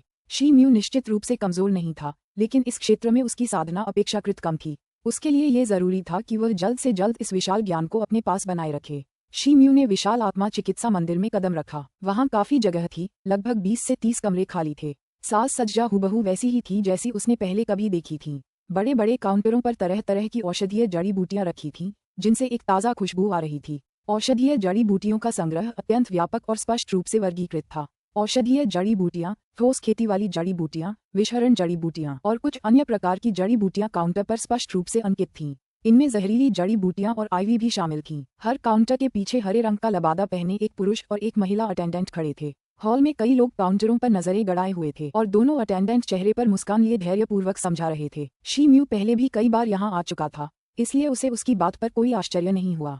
हालांकि कई के लिए ये पहली बार था। वह अपनी उत्तेजना पर काबू नहीं रख पा रहा था और पहले धीमी और फिर ऊंची आवाज में गुर्रा रहा था। शी म्यू को उसे शांत करना पड़ा। शी म्यू ने खेती के लिए जड़ी बूटियां बेचने वाले काउंटर की ओर जाने से पहले कुछ देर रुककर देखा। अरे नमस्ते भाई शिष्य, क्या मैं जान सकता हूँ कि आप किस प्रकार की दवा खोज रहे हैं? काउंटर के पीछे एक अटेंडेंट खड़ा था जो लगभग 20 साल का लग रहा था। उसके चेहरे के नैन नक्श तो बेहतरीन थे, लेकिन खास नहीं। उसकी एक ही खास बात थी, उसकी आंखों के चारों ओर हल्का सुनहरा आईशैडो, जो उसके लुक में एक अजीब सी चमक भर रहा था। वहाँ तरह तरह की ठोस खेती वाली जड़ी बूटियां बिक रही थीं, ठीक 40 से 50 प्रकार की, जिन्हें उनके गुणों के आधार पर बांटा गया था। औषधीय जड़ी बूटियों के गुण भी अलग अलग थे, जिससे शी म्यू की नजर धुंधली पड़ गई। क्या मैं पूछ सकता हूँ कि क्या मध्य स्तर के पृथ्वी ग्रेड के लिए उपयुक्त कोई यांग प्रकार की जड़ी बूटियां हैं? शी म्यू ने कुछ देर तक काउंटर पर जड़ी बूटियों को देखा और अपना सिर हिलाया। हार मान ली, फिर उसने ऊपर देखा और परिचारक से सहायता मांगी। इस प्रकार की खेती के लिए 8 प्रकार के औषधीय गुण उपयुक्त हैं। परिचारक की नजर काउंटर पर पड़ी और फिर उसकी नजर शी म्यू में औषधीय जड़ी बूटियों के एक विशिष्ट समूह पर पड़ी। शी म्यू ने अपनी नजर उस ओर घुमाई। एक्सट्रीम सरपेंट पिल, अर्डेंट यांग पिल, 6th प्राइमरी पिल। प्रत्येक औषधीय जड़ी बूटी के नाम के नीचे उसके गुणों के बारे में स्पष्ट रूप से लिखा गया था। शी म्यू को औषधीय जड़ी बूटियों की अच्छी समझ थी। जैसे ही उसने हर एक जड़ी बूटी को देखा, उसकी भौहें थोड़ी सिकुड़ गईं। यद्यपि इन औषधीय जड़ी बूटियों को उच्च श्रेणी का माना जाता था, लेकिन वे उन औषधीय जड़ी बूटियों से बहुत अलग नहीं थीं जिनका वे सेवन करते थे और उनकी अपेक्षाओं पर खरी नहीं उतरती थीं। तो फिर क्या यहाँ कोई बेहतर औषधीय जड़ी बूटियां हैं? शी म्यू ने पूछा। हमारी सभी स्थानीय यांग प्रकार की जड़ी बूटियां यहाँ हैं। इन्हें सर्वोत्तम औषधीय जड़ी बूटियां माना जाता है। अगर आपको इससे बेहतर जड़ी बूटियां चाहिए तो आप उन्हें केवल जियांटियन उपचार अनुभाग में ही पा सकते हैं। हालांकि मुझे आशा है कि आप जानते होंगे कि ये जियांटियन उपचार ज्यादातर पृथ्वी श्रेणी के योद्धाओं के लिए बहुत शक्तिशाली हैं और उनकी पसलियों को नुकसान पहुंचाने का जोखिम रखते हैं। परिचारक ने कुछ उदास स्वर में कहा। शी म्यू ने भौहें चढ़ाईं। ये उपाय उसके आदर्श लक्ष्य से कोसों दूर थे। साथ ही शिष्य भाई, हो सकता है कि यहाँ कोई औषधीय जड़ी बूटी हो जो आपकी आवश्यकताओं को पूरा कर दे। बगल से आए एक और गोल चेहरे वाले युवक ने कहा। टिप्पणी। शी म्यू और आईशैडो वाले परिचारक दोनों ने दूसरे आदमी की ओर देखा। भाई किन शे? आईशैडो युवक जल्दी से आगे आया और सम्मानपूर्वक झुका। क्या ये सच है? शी म्यू ने आश्चर्य से गोल चेहरे वाले युवक को देखा। बिल्कुल, मैंने पिछले कुछ दिनों से इस जड़ी बूटी का इस्तेमाल किया है। दुर्भाग्य से इसकी शक्ति पर्याप्त नहीं है, लेकिन एक पृथ्वी श्रेणी की जड़ी बूटी के लिए ये पर्याप्त से ज्यादा है और अपने चरम पर है। भाई किनशी यहाँ की रसायन विद्या के सबसे प्रसिद्ध उस्तादों में से एक हैं। वे किसी भी जियांटियन स्तर की औषधीय जड़ी बूटियों को परिष्कृत करने में सक्षम हैं। आईशैडो वाले परिचारक ने कहा। आप जिस उपाय की बात कर रहे हैं, क्या मैं उसे देख सकता हूँ? शी म्यू ने पूछा। जरूर, कृपया मेरे साथ आइए, गोल चेहरे वाले युवक ने कहा और शी म्यू को एक खाली कमरे में ले गया। ओह, क्या मैं आपका नाम पूछ सकता हूँ? युवक ने पूछा। मेरा नाम शी म्यू है। ये तो भाई शी म्यू निकला।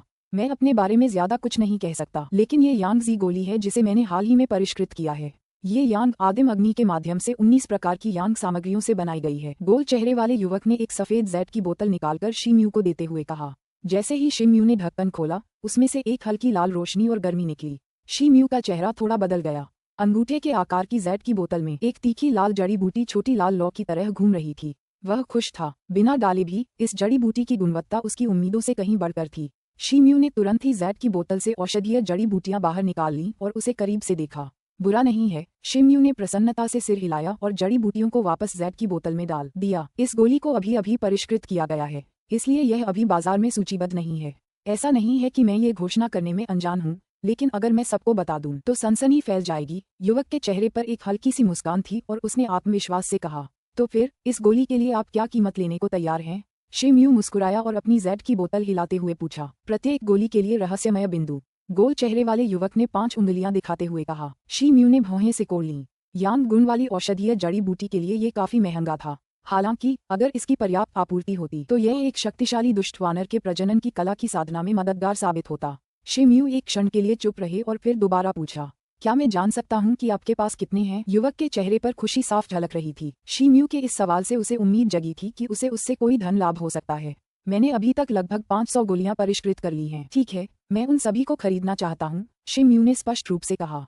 कोई बात नहीं। भाई शी म्यू को इतनी सारी औषधीय जड़ी बूटियां खरीदते देखकर लगता है कि आप अपने प्रशिक्षण में आगे बढ़ने के लिए उत्सुक हैं। मेरे पास एक प्रकार की जड़ी बूटी भी है जिसे क्लियर बोन्ड प्यूरिफाइंग पिल कहते हैं। ये गोली पृथ्वी स्तर को तोड़ने की संभावना को 30% से भी ज्यादा बढ़ा सकती है।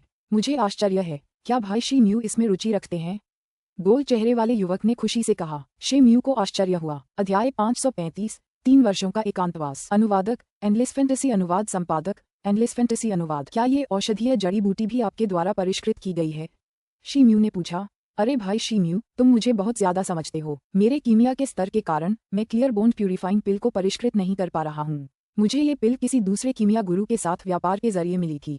अगर मुझे आजकल किसी खास तरह की सामग्री की जरूरत न होती तो मुझे इतने सारे स्पिरिट स्टोन खर्च न करने पड़ते। मुझे कुछ स्पिरिट स्टोन वापस पाने के लिए उन्हें बेचना पड़ा। क्यूशी ने कड़वी मुस्कान के साथ जवाब दिया। क्या मैं इस जड़ी बूटी को देख सकता हूँ? बिल्कुल। किनशे ने एक हरी लौकी निकाली और उसे शी म्यू को सौंप दिया।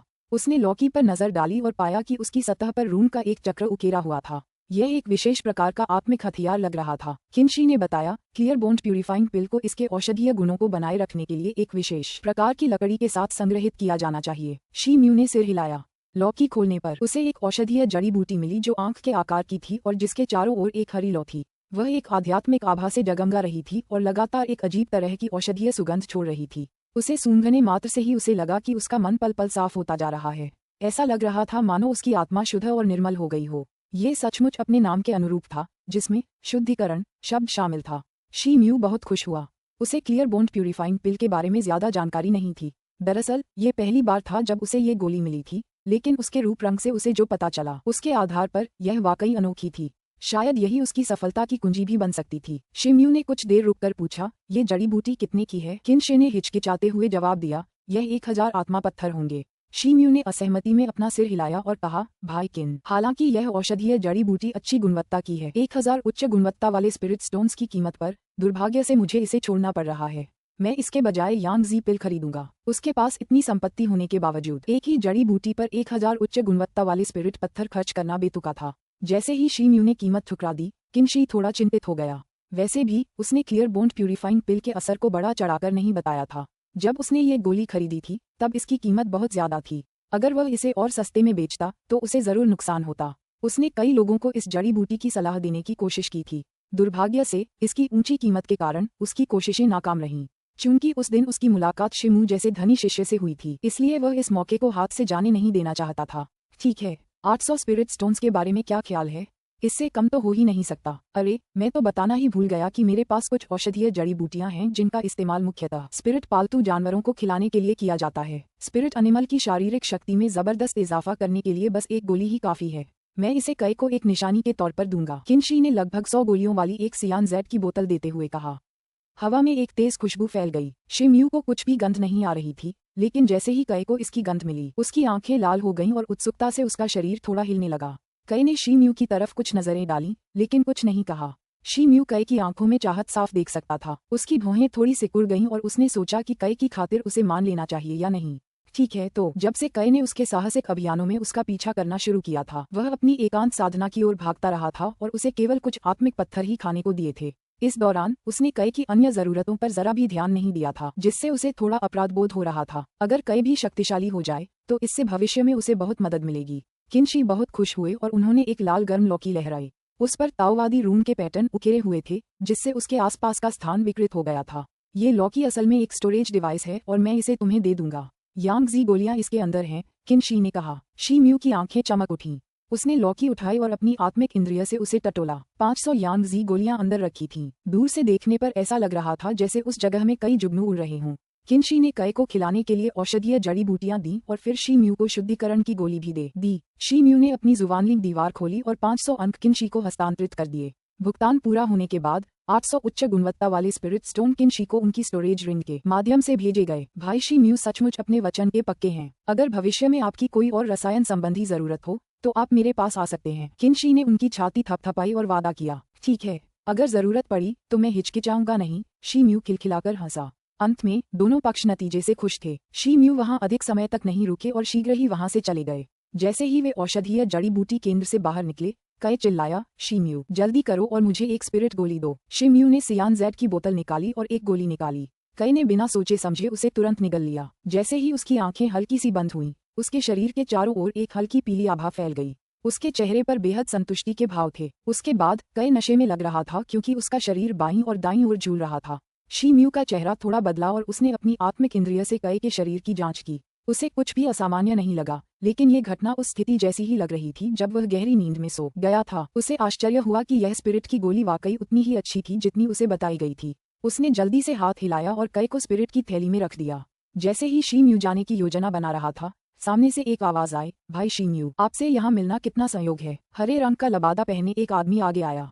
वह कोई और नहीं बल्कि किंग झांगटियन था। शीम्यू को यहाँ किंग झांगटियन से मिलने की उम्मीद नहीं थी और उन्होंने उनका अभिवादन किया। ये भाई किंग निकला। हे, तुम्हें तो पता ही है कि कैसे कम प्रोफाइल रखना है। ग्रैंड चैंपियनशिप खत्म होने के बाद तुम्हें आधिकारिक तौर पर एक उच्च शिष्य के रूप में पदोन्नत कर दिया गया। मुझे तुम्हें बधाई देने का मौका नहीं मिला। किंग झांगटियन की नजर शीम्यू के पहने हुए गाउन पर पड़ी और वह ईर्ष्या से भर गया। तुम मेरी चापलूसी कर रहे हो। मैं तो सिर्फ किस्मत से ही पदोन्नति पा सका। अगर तुम्हारा कोई और प्रतिद्वंद्वी होता और तुम्हारी ताकत के साथ, तो तुम्हें भी उच्च शिष्य बना दिया जाता। शीम्यू ने हंसते हुए कहा। किंग झांगटियन ने अपना सिर हिलाया और आह भरते हुए बोला, चलो अब इस बारे में बात नहीं करते। ओह ठीक है, क्या आप यहाँ कुछ औषधीय जड़ी बूटियां खरीदने आए हैं? शीम्यू ने पूछा। हाँ, पिछले 10 सालों में मैंने बहुत सारी दवाइयाँ खाई हैं और अब खत्म हो गई हैं। मैं यहाँ सामान इकट्ठा करने आता रहा हूँ। कहते हैं कि झाओ जी को संप्रदाय के अनुयायी ले गए हैं। अगर उनका ठिकाना अभी भी पता नहीं है तो मेरे लिए और भी मौके हैं। मैं पीछे नहीं रहना चाहता, किंग झांगटियन ने समझाया। शीम्यू आश्चर्यचकित रह गया क्योंकि उसे इस खबर की जानकारी नहीं थी कि झाओ जी को संप्रदाय के अनुयायियों द्वारा ले जाया गया है। अच्छा, अगर ऐसी बात है तो मैं अब विदा लेता हूँ। अलविदा भाई किंग, जल्द ही मिलते हैं। शीम्यू ने माफी मांगी और उसे ले जाने के लिए अपने हरे पंखों वाले उड़ने वाले वाहन को बुलाया। अपनी गुफा में लौटने से पहले वह अपने प्रशिक्षण के लिए और अधिक सामग्री खरीदने गया। जैसे ही शी म्यू अपने गुफा निवास में लौटे, उन्होंने तुरंत क्यूई फेंग को बुलाया और उनसे कहा, फिलहाल मैं प्रशिक्षण के लिए अपने कक्षों में एकांत में रहूंगा। यहाँ के सभी मामले एक बार फिर आपको सौंप दिए जाएंगे। हाँ, क्यूई फेंग ने तुरंत जवाब दिया। इसके अलावा अगर पवित्र भूमि में कुछ भी होता है तो आपको मेरी ओर से और जानकारी इकट्ठा करनी होगी। जब सब कुछ आपके हाथ में आ जाए तो मुझे बताइएगा। शी म्यू ने झाओ जी के बारे में खबर याद करते हुए कहा। क्यूई फेंग ने सिर हिलाया। आपकी इच्छा ही मेरी आज्ञा है, युवा स्वामी। शी म्यू ने उसे हटाने के लिए अपना हाथ हिलाया और किन फेंग ने सेवानिवृत्त होने से पहले जल्दी से एक आखिरी बार झुककर प्रणाम किया। शी म्यू एक क्षण के लिए बैठा रहा, फिर खड़ा हुआ और उड़ गया। गुफा के पास स्थित आत्मा के फव्वारे तक पहुंचने में उसे ज्यादा समय नहीं लगा। उसने जल्दी से अपने गुफा के चारों ओर प्रकाश की एक दीवार खड़ी कर दी। पलक झपकते ही गुफा एक तेज पीली रोशनी से ढक गई। अपने निवास के गुप्त कक्ष में शी म्यू शांत भाव से पालथी मारकर बैठे थे। उन्होंने चुपचाप अपने शरीर की आंतरिक क्यूई को नियंत्रित किया और लाल लौकी को अपने बगल में रख लिया। आधे दिन बाद उनकी मनःस्थिति पूरी तरह शांत हो गई थी। उन्होंने तुरंत अपना हाथ उठाया और लौकी से एक यांगजी गोली उड़कर उनके मुंह में आ गई। उसके पेट के निचले हिस्से से गर्मी फैलते ही उसका शरीर लाल रोशनी की किरण से चमक उठा। उसका शरीर हल्का हल्का जल रहा था और उसे हल्का दर्द भी महसूस हो रहा था। शी म्यू के मन में एक ओर तो स्तब्धता छा गई, दूसरी ओर खुशी भी हुई। उसने औषधीय जड़ी बूटी की शोधन शक्ति की सहायता से तुरंत एक शक्तिशाली दुष्ट वानर के प्रजनन की कला का आह्वान किया। उसके शरीर के चारों ओर भी लपटें उठ रही थीं। 2 या 3 दिन बाद शी म्यू ने अंततः अपनी आंखें खोलीं और आशा की एक झलक उनके सामने दिखाई दी। यांगजी गोली कोई सर्वशक्तिशाली अमृत नहीं थी, लेकिन निस्संदेह यह मजबूत थी। इस दर से वह अपनी साधना के मध्य स्तर तक पहुंचने में सक्षम हो जाएगा, इससे पहले कि उसे पता चले। जहां तक अपने अंतिम चरण तक पहुंचने की बात है, तो उसके पास पहले से ही कई विचार थे। क्लियर बोन्ड प्यूरिफाइंग पिल के साथ उसके सफल होने की कम से कम 50% संभावना थी। शी म्यू ने आह भरी और हाथ हिलाया। उसकी हथेली में एक रोशनी चमकी और एक जेड पर्ची दिखाई दी। यह कोई और नहीं बल्कि वही पर्ची थी जिसमें स्वर्ग से गुजरने वाली 18 पट्टियां थीं। उन्होंने पहले ही इस विशेष स्टाफ सेट के बारे में अधिक जानने का मन बना लिया था। ग्रैंड चैंपियनशिप के दौरान 18 स्तंभों से स्वर्ग तक की शक्ति ने उसे आश्चर्यचकित कर दिया। अगर वह इस तकनीक की सीमा को पूरी तरह समझ पाता तो उसकी शक्ति निश्चित रूप से बढ़ जाती। समय तेजी से बीत गया और पलक झपकते ही 3 साल बीत गए। इस विशेष दिन कई सेवक गुफा निवास के पास स्थित आत्मा क्षेत्र में व्यस्त थे। एक युवा परिचारिका ने उस घर की ओर देखा जो जीवन की बाधा से अवरुद्ध था और उसने आह भरी। युवा गुरु निश्चित रूप से खुद को बहुत मेहनत से आगे बढ़ा रहे हैं।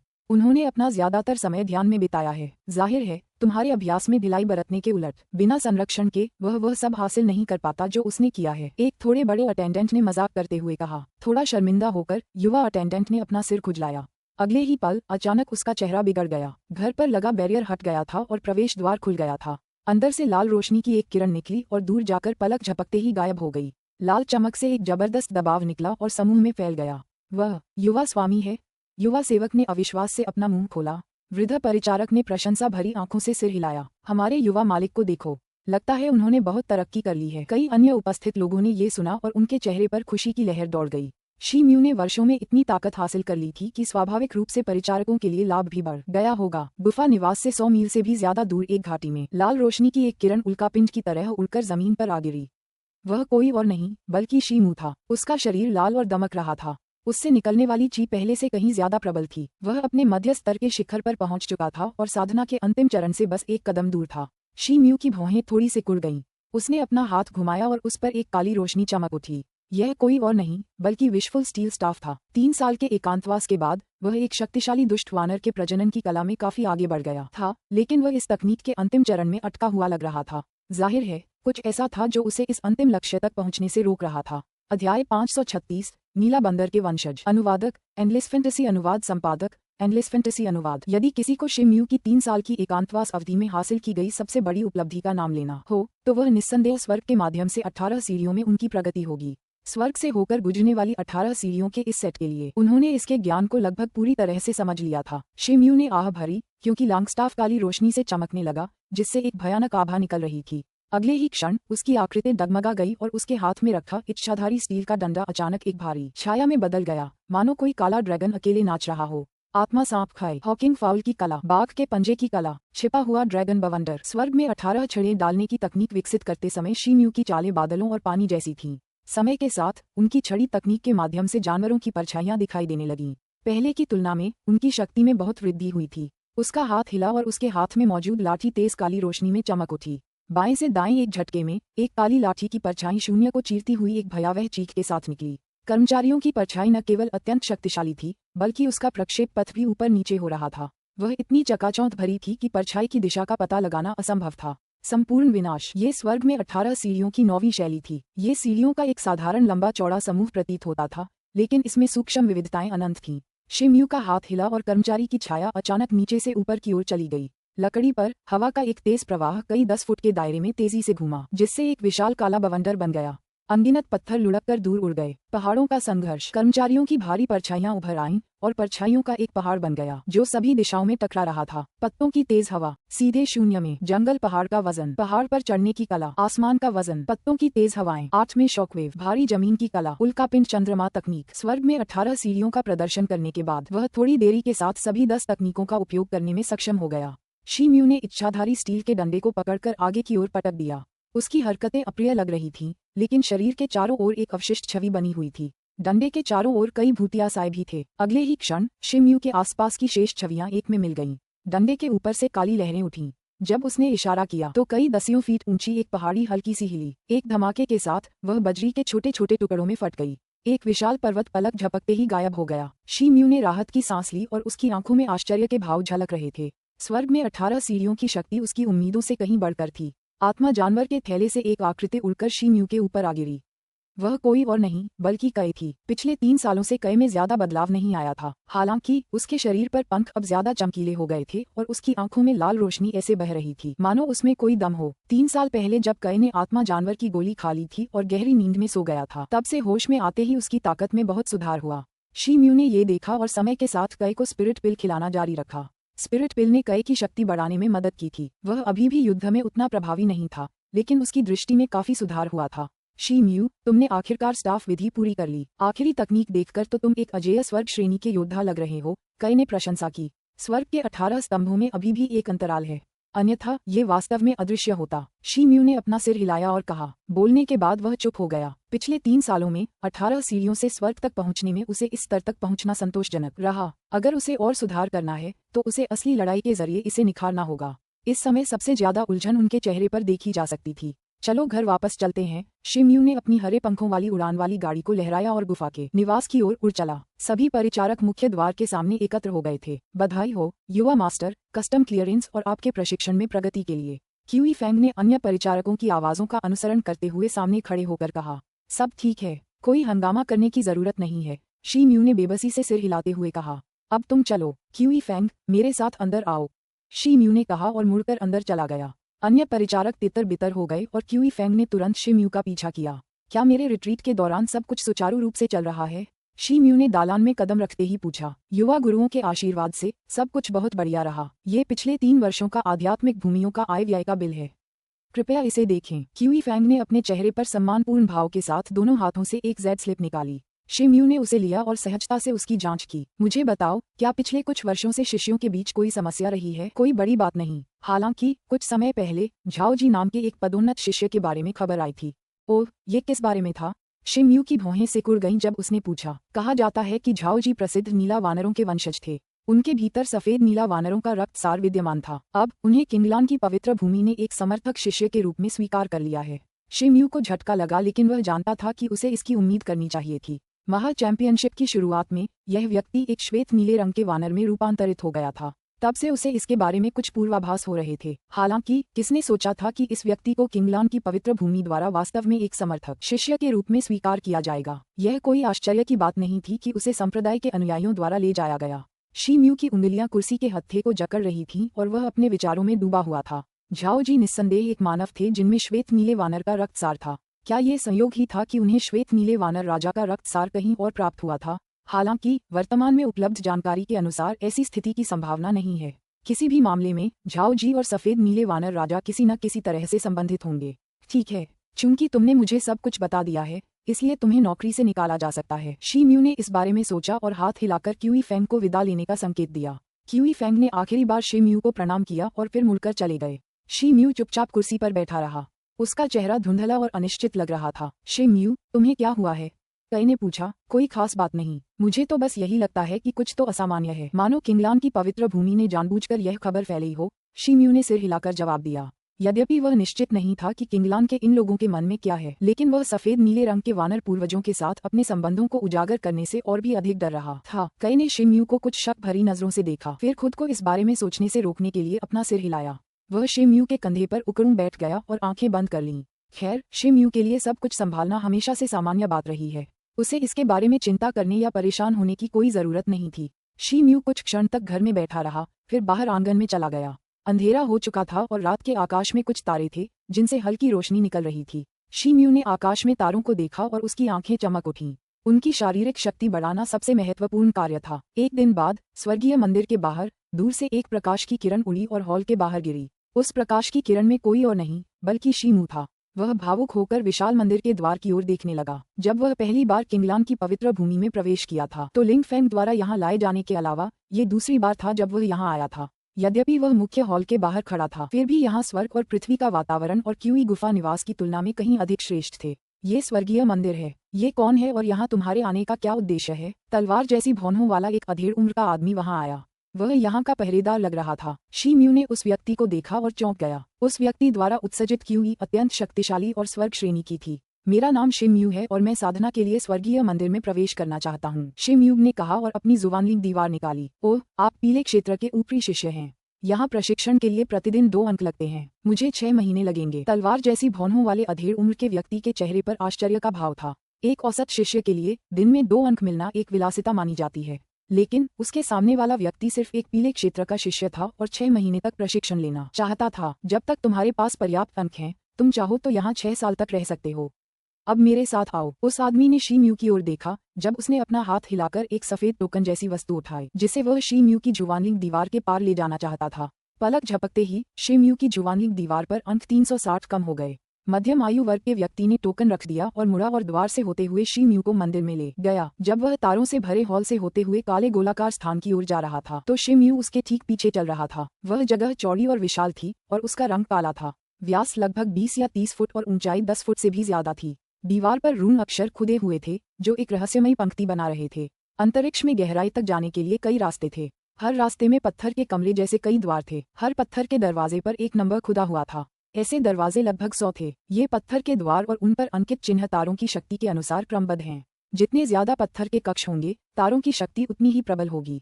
हालांकि यहाँ पत्थर के कक्ष किराए पर लेने वाले शिष्यों पर भी नियम लागू हैं। आप जैसे पीले क्षेत्र के शिष्य केवल 70 से 100 पत्थरों का कमरा ही किराए पर ले सकते हैं। चूंकि आप इसे लंबे समय से किराए पर ले रहे हैं, इसलिए मैंने आपके लिए एक बेहतर जगह की व्यवस्था की है। आपका कमरा 83वां होगा, तलवार जैसी भौहों वाले अधेड़ व्यक्ति ने कहा। शिमयू ने सुना और सहमति में सिर हिलाया। वह आदमी 83वें पत्थर के कमरे के सामने आया और अपनी आस्तीन से एक सफेद टोकन निकाला। अंदर से एक रोशनी की किरण निकली और पत्थर के दरवाजे से टकराए। पत्थर का दरवाजा धीरे से खुला और दोनों अंदर चले गए। शिमयू का चेहरा थोड़ा बदल गया। पत्थर का कमरा तारों से भरे एक हॉल जैसा था जो तारों से भरा हुआ था और एक तेज तारों वाली आभा बिखेर रहा था जिससे ऐसा लग रहा था जैसे वे तारों की आकाशगंगा के नीचे हों। स्वर्ग और पृथ्वी की आभा भी भयानक थी जो लगभग धुंध में बदल गई थी, जो नंगी आंखों से भी दिखाई दे रही थी। इसके अलावा पत्थर के कमरे की व्यवस्था बहुत ही साधारण थी। पत्थर के कमरे के बीच में जमीन पर सिर्फ एक सियान फ्यूटन रखा था और कुछ नहीं। अध्याय 537 सर्वव्यापी अनुवादक एंडलेस फैंटेसी अनुवाद संपादक एंडलेस फैंटेसी अनुवाद। आप यहाँ बिना किसी सीमा के प्रशिक्षण ले सकते हैं क्योंकि पत्थर का कमरा अभेद्य है। यहाँ तक कि किसी की आत्मा भी जमीन और दीवारों को भेद नहीं सकती। कोई भी आपको परेशान नहीं कर पाएगा। समय पूरा होने पर आपको स्वतः ही कमरे से बाहर भेज दिया जाएगा। तलवार जैसी भौहों वाले उस अधेड़ उम्र के व्यक्ति ने जब अपनी बात समाप्त की तो वह मुड़ा और बाहर चला गया। शिमयू ने उसकी बातें सुनी और उत्सुक हो गया। उसे एक बंद बिना किसी व्यवधान वाली जगह की जरूरत थी। एक चटक आवाज के साथ पत्थर की दीवार धीरे धीरे उसके पीछे बंद होने लगी। उसकी नजरें पत्थर के कमरे पर घूम गईं और वह धीरे धीरे बीच में चला गया और फ्यूटन पर बैठ गया। बैठते ही अचानक पूरा कमरा अंधेरा हो गया। घने अंधेरे में कुछ भी दिखाई नहीं दे रहा था। शिमयू को ऐसा लग रहा था जैसे वह तारों की एक आकाशगंगा से घिरा हुआ है। उसके शरीर का हर इंच तारों की रोशनी से घिरा हुआ था। कुछ दूर थे तो कुछ पास और घने भी। राहत की सांस लेते हुए उसने हरी लौकी निकाली जिसमें शुद्धिकरण की गोली थी। उसने वे औषधीय जड़ी बूटियां और सामग्रियां भी निकाली जो उसकी साधना में सफलता पाने में मदद करेगी। उसने जल्दी से उन्हें अपने सामने रख लिया और खुद को संभाला।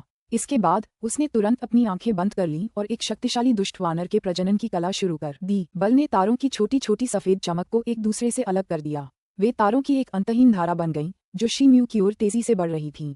ये तारों की रोशनी की शक्ति थी। जब लिंग फैंग किंगलान की पवित्र भूमि पर नए थे तब उन्होंने उन्हें जो बताया था उसके अनुसार तारों की रोशनी में निहित शक्ति दुनिया में अराजकता के सबसे बड़े स्रोतों में से एक थी। इसकी शक्ति किसी भी अन्य शक्ति से कहीं अधिक शुद्ध थी। रात में छोटी छोटी सफेद रोशनियां शिमयू के शरीर से मिलकर जुगनुओं जैसी लग रही थीं।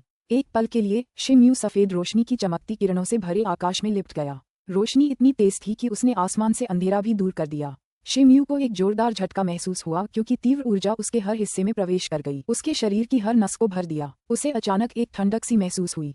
ये एहसास तेज और सुन्न कर देने वाला था और इससे उसे एक ऐसा सुकून मिला जिसे शब्दों में बयां करना मुश्किल था। धीरे धीरे तारों की रोशनी और शिमयू के भीतर की क्यूई शक्ति एक हो गई। यह उसकी नसों में दौड़ गई और अंततः उसकी क्यूई के हृदय में समा गई। तारों की रोशनी के प्रवाह के साथ उसकी वास्तविक क्यूई धीरे धीरे सघन और परिष्कृत होने लगी तथा हर मिनट अधिक गाढ़ी होती गई। शिमयू ने अपनी आत्मिक इंद्रिय से अपने अंदर झांका और जो कुछ देखा उससे प्रसन्न हुआ। उसकी वास्तविक क्यूई की शक्ति से उसकी समृद्ध क्यूई धीरे धीरे खाली हो गई। हालांकि स्वर्ग और पृथ्वी की क्यूई की प्रचुरता भी एक साथ आ रही थी, धीरे धीरे समृद्ध हो रही थी। 3 महीने बीत गए। शिमयू ने धीरे से अपनी आंखें खोलीं और उसके चेहरे पर एक चमकदार रोशनी दिखाई दी। वह गर्व से मुस्कुरा रहा था। 3 महीने की कड़ी मेहनत के बाद उसका शरीर काफी परिष्कृत हो गया था और रियल क्यूई की मात्रा पहले से लगभग दोगुनी हो गई थी। उसकी रियल क्यूई पारे जितनी गाढ़ी और भारी हो गई थी। उसके एक ही मोड़ से उसमें से एक शक्तिशाली शक्ति फूट पड़ी और पत्थर के कक्ष में एक तीव्र लहर बन गई। शिमयू के शरीर के भीतर की असली क्यूई थोड़ी लड़खड़ा गई और अंतिम चरण की ओर बढ़ गई।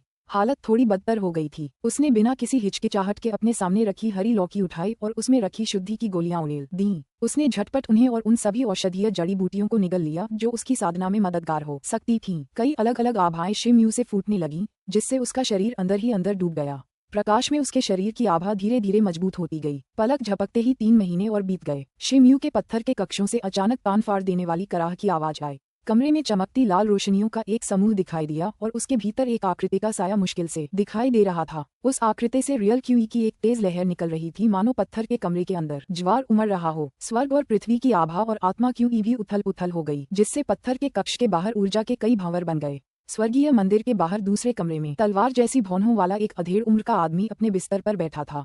उसका शरीर एक उभरे हुए मजबूत हरे रंग के आंचल से ढका हुआ था, मानो वह किसी कोकून में लिपटा हुआ हो, मानो वह गहरी साधना में लगा हो। अचानक उस आदमी की भौहें फड़क उठीं और उसने तुरंत अपनी आंखें खोल दीं। तलवार जैसी भौहों वाला अधेड़ उम्र का आदमी खड़ा हुआ और अविश्वास में खुद से बुदबुदाया, आत्मा की क्यूई में कितना जबरदस्त उतार चढ़ाव है। क्या ये संभव है कि यह शिष्य स्वर्ग में पहुंचने में कामयाब हो गया? रुको, नहीं, ये 83वें पत्थर के कमरे से आ रहा है जो 100 साल के शिष्य का है। वह व्यक्ति अभी साधना के मध्य स्तर पर ही है। क्या ये तब शुरू हुआ होगा जब वह अंतिम चरण तक पहुंच गया था? उसने एक बार फिर खुद से सवाल किया और सिर हिलाया, विश्वास करने को तैयार नहीं था। यह विचित्र घटना केवल कुछ समय तक चली और धीरे धीरे पूरी तरह से समाप्त हो गई। अधेड़ उम्र के आदमी ने हल्की सी भौहें चढ़ाईं। उसने सिर हिलाया और ध्यान न देते हुए ध्यान और अभ्यास जारी रखा। शिमयू के किराए की 6 महीने की समय सीमा जल्द ही आ गई। स्वर्गीय मंदिर में एक सफेद रोशनी की चमक के साथ एक सफेद घेरा बना और शिमयू उसके भीतर प्रकट हुए। उसका शरीर प्रतिदीप्त प्रकाश से चमक रहा था और उसकी क्यूई समुद्र जितनी गहरी थी। वह एक शक्तिशाली दुष्ट वानर प्रजनन कला की 11वीं परत को भेदने में सफल हो गया था और अपनी साधना के अंतिम चरण तक पहुंच गया था। सच कहूं तो कुछ दिन पहले ही उसने सफलतापूर्वक इस काम को अंजाम दे दिया था। हालांकि चूंकि किराए की समय सीमा अभी बाकी थी, इसलिए उसने बस इसे जमा कर लिया। स्वर्गीय तीर्थस्थल आध्यात्मिक क्यूई से अत्यंत समृद्ध था और तारों की रोशनी की शक्ति का उपयोग व्यक्ति की वास्तविक क्यूई को परिष्कृत करने के लिए किया जा सकता था। केवल 7-8 दिनों में शिमयू की प्रगति पूरी तरह से स्थिर हो गई थी। इससे उसका बहुत समय और प्रयास बच गया था। शिमयू मुस्कुराया, उसे अपने बारे में बहुत अच्छा लग रहा था। अपनी आस्तीनें लहराते हुए वह हॉल से बाहर चला गया और जल्द ही स्वर्गीय मंदिर के प्रवेश द्वार पर पहुंच गया। तलवार जैसी भौहों वाला एक अधेड़ उम्र का आदमी प्रवेश द्वार के पास खड़ा था। जैसे ही उसने शिमयू को देखा, उसने झट से उसकी ओर देखा और उसे घूरने लगा। शिमयू ने अभिवादन में सिर हिलाया और उसका शरीर चमकने लगा। वह लाल चमक में बदल गया और दूर उड़ गया। तलवार जैसी भौहों वाले अधेड़ उम्र के आदमी ने शिमयू को उड़ते हुए देखा और मन ही मन बुदबुदाया, दिलचस्प है, ये शिष्य पृथ्वी रैंक के अपने अंतिम चरण में है, लेकिन वह कुछ सहस्राब्दी शिष्यों के बराबर लगता है। शिमयू के गुफा निवास के सामने कई एक मोटे मध्यम आयु वर्ग के आदमी के कंधे पर उड़ गया, जिसके सिर के ऊपर एक छोटी गोल टोपी थी। इससे पहले कि कई ठीक से क्यूई फैंग के कंधे पर बैठ पाता, उसने जल्दी से पूछा, अरे मोटे, मैंने सुना है कि शिमयू ने अपनी साधना पूरी कर ली है। क्या ये सच है? ठीक है, कई, तुम्हें तो बहुत जानकारी है। युवा स्वामी सुबह सुबह आ गए थे, लेकिन बिना कुछ कहे तुरंत पहाड़ों की ओर चले गए। वे अभी तक वापस नहीं आए हैं, क्यूई फैंग ने कहा। उफ, इस शिमयू को संभालना बहुत मुश्किल है। मुझे यकीन नहीं हो रहा कि वह अपने रिट्रीट से बाहर आते ही मुझसे मिलने नहीं आएगा। कई शे म्यू की हरकतों से कुछ नाखुश थी। जैसे जैसे उनकी बातचीत आगे बढ़ी, आसमान में लाल रंग की चमक फैल गई। पलक झपकते ही लाल रंग की किरण क्यूई फेंग के सामने आ गिरी। नमस्कार युवा गुरु। क्यूई फेंग ने तुरंत सम्मानपूर्वक अपना हाथ बढ़ाया। शे म्यू ने सिर हिलाया और हाथ मिलाया। शी म्यू, आप ऐसा कैसे कर सकते हैं? कई के अपनी बात पूरी करने से पहले ही शी म्यू ने उसे बीच में ही रोक दिया। कई, मेरे साथ आओ। इन शब्दों के साथ शी म्यू ने तुरंत अपनी आस्तीनें चढ़ाईं और एक अदृश्य शक्ति ने कई को अपनी आस्तीनों में खींच लिया। जब वह अपने निवास की ओर चल पड़ा, गुफा में प्रवेश करते ही शे म्यू ने कहा, कई, मैं कुछ समय के लिए एकांतवास पर जा रहा हूँ। रुको, क्या तुम अभी अभी किसी रिट्रीट से वापस नहीं आए हो? मुझे लगा था कि तुम मुझे शहर में शॉपिंग कराने ले जाओगे, कई ने कहा। मुझे डर है कि कई शिष्य पहले से ही गुप्त रूप से 9 क्रांतियों की रहस्यमय कला सीख रहे हैं। जहाँ तक मुझे पता है, झाओ जी, जिन्हें किंगलान के पवित्र स्वामी ने शिष्य के रूप में स्वीकार किया था, उन शिष्यों में से एक थे जो इस रहस्यमयी तकनीक को निखार रहे हैं। मुझे नहीं पता कि मेरे पास कितना समय बचा है, लेकिन मुझे जल्द से जल्द तीसरे चरण का विकास शुरू करना होगा, शी म्यू ने कहा। उस सफेद नीले वानर को तुमसे बहुत उम्मीदें थीं, इसीलिए उसने 9 क्रांतियों वाली रहस्यमयी कला की साधना का दूसरा चरण तुम्हें सौंप दिया।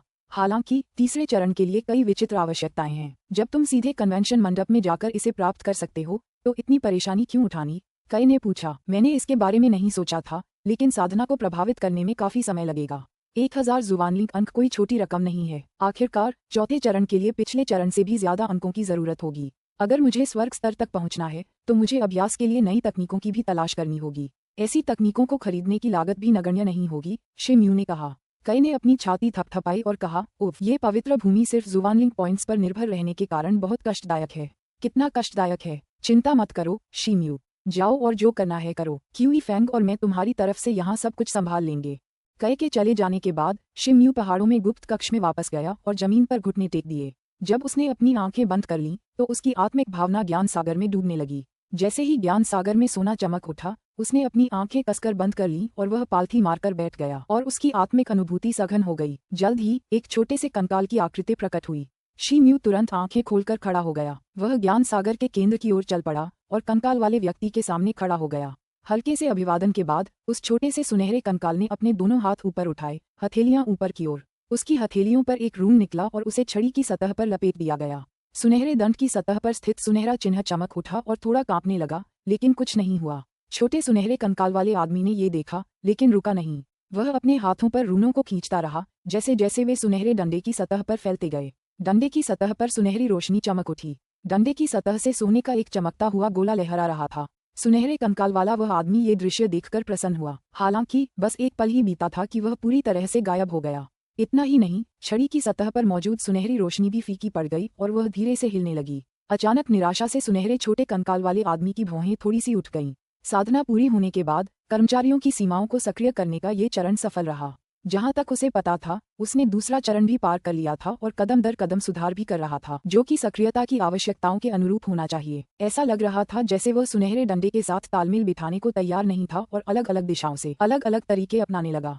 फिर भी उसे कभी कभार घूमने के अलावा कोई और प्रतिक्रिया नहीं मिली। 2-3 घंटे अध्ययन और विश्लेषण के बाद भी कोई प्रगति नहीं हुई थी।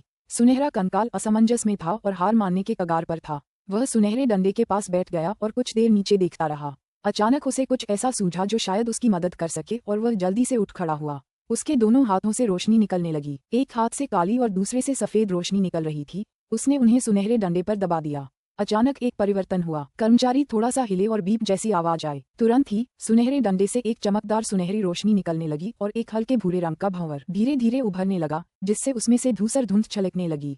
एक चक्कर के बाद वह छोटा सुनहरा कंकालनुमा आदमी भंवर में समा गया। अध्याय 538 मधुमक्खी की तरह तैरना। अनुवादक एंडलेस फैंटेसी अनुवाद संपादक एंडलेस फैंटेसी अनुवाद। जब शे म्यू अंततः पुनः जागा तो उसकी दृष्टि धूसर और धुंधली हो गई थी।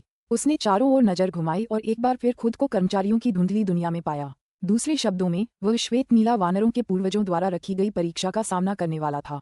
यद्यपि वह इस बात को लेकर अनिश्चित था कि इस बार उसके सामने क्या परीक्षा होगी, फिर भी उसने पहले ही मन बना लिया था कि चाहे परीक्षा कितनी भी कठिन क्यों न हो और उसके शत्रु कितने भी शक्तिशाली क्यों न हो, उसे अवश्य सफलता मिलेगी। इस बार अगर मैं सफल नहीं हुआ तो मैं खत्म हो जाऊंगा। शी म्यू लगातार खुद को याद दिलाता रहा और खुद को प्रोत्साहित करता रहा। उसके चारों ओर धूसर धुंध तेजी से फैल गई। इससे पहले कि वह कुछ सोच पाता, उसका पूरा शरीर कोहरे में डूब गया। उसे अपनी आंखों के सामने बस एक धुंधलापन सा महसूस हो रहा था और उसके पैर मानो हवा में चल रहे हों। उसका पूरा शरीर एक बादल की तरह था जो लगातार ऊपर नीचे घूम रहा था। यह एहसास बहुत ही सूक्ष्म था। हालांकि यह लंबे समय तक बना रहा, पर यह बस एक छोटी सी अवधि थी। जैसे ही उसकी दृष्टि वापस आई, सब कुछ स्पष्ट हो गया। शी म्यू ने खुद को संभाला और अपनी आत्मिक अनुभूति से आसपास के वातावरण को देखा। उसे ये जानकर आश्चर्य हुआ कि वह एक नई दुनिया में प्रवेश कर गया है। इस समय उसकी आंखों के सामने हरे भरे पहाड़ों का विशाल विस्तार था। पहाड़ों के बीच दूर दूर तक अनगिनत हरी भरी चोटियां और सैकड़ों सफेद झरने थे। दूर से देखने पर ऐसा लग रहा था जैसे दर्जनों रंग बिरंगे मेहराबदार पुलों से जुड़ा हुआ जैड पत्थर हो। शी म्यू ने ऊपर देखा और एक पहाड़ की चोटी देखी जो स्पिरिट घास और सेज से भरी हुई थी। आकाश में सारसों के झुंड एक साथ पंक्तिबद्ध होकर उड़ रहे थे। जंगल की हरी भरी विशालता में अनगिनत स्पिरिट वानर और एल्क अटखेलियां कर रहे थे, जबकि 7 रंगों वाले दुर्लभ पक्षी ऊंची आवाज में गा रहे थे। शी म्यू ने अनजाने में अपना पैर उठाया और एक बड़ा कदम आगे बढ़ाया। जैसे ही उसने ऐसा किया, एक सफेद बादल हवा से उड़कर उसके पैरों पर आ गिरा। शी म्यू ने एक नजर डाली और फिर सफेद बादलों पर पैर रख दिया।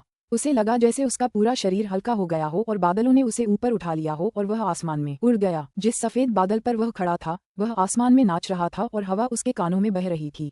इस दूरी से जमीन का मनोरम दृश्य उसकी आंखों के हर कोने से दिखाई दे रहा था। उसके तन मन को इतना सुकून पहले कभी नहीं मिला था।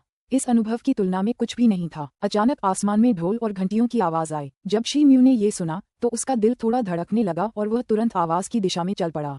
शी म्यू उस आवाज का पीछा करते हुए सीधे बादलों के बीच से ऊपर की ओर गया। एक विशाल बादल पर उसे कुछ ही मील की दूरी पर इमारतों का एक विशाल समूह दिखाई दिया। वहां से ढोल बजने की मधुर ध्वनि आ रही थी। पूरी इमारत सुनहरी रोशनी के एक हल्के से पर्दे में लिपटी हुई थी। समय समय पर उनके द्वारा पार किए जाने वाले जटिल रूनों और उनसे उत्पन्न होने वाले गंभीर वातावरण से ये स्पष्ट था कि यह स्थान अत्यंत शक्तिशाली रक्षात्मक आकर्षण रूनों द्वारा सुरक्षित था। शी म्यू उड़कर इमारत के पास पहुंचा।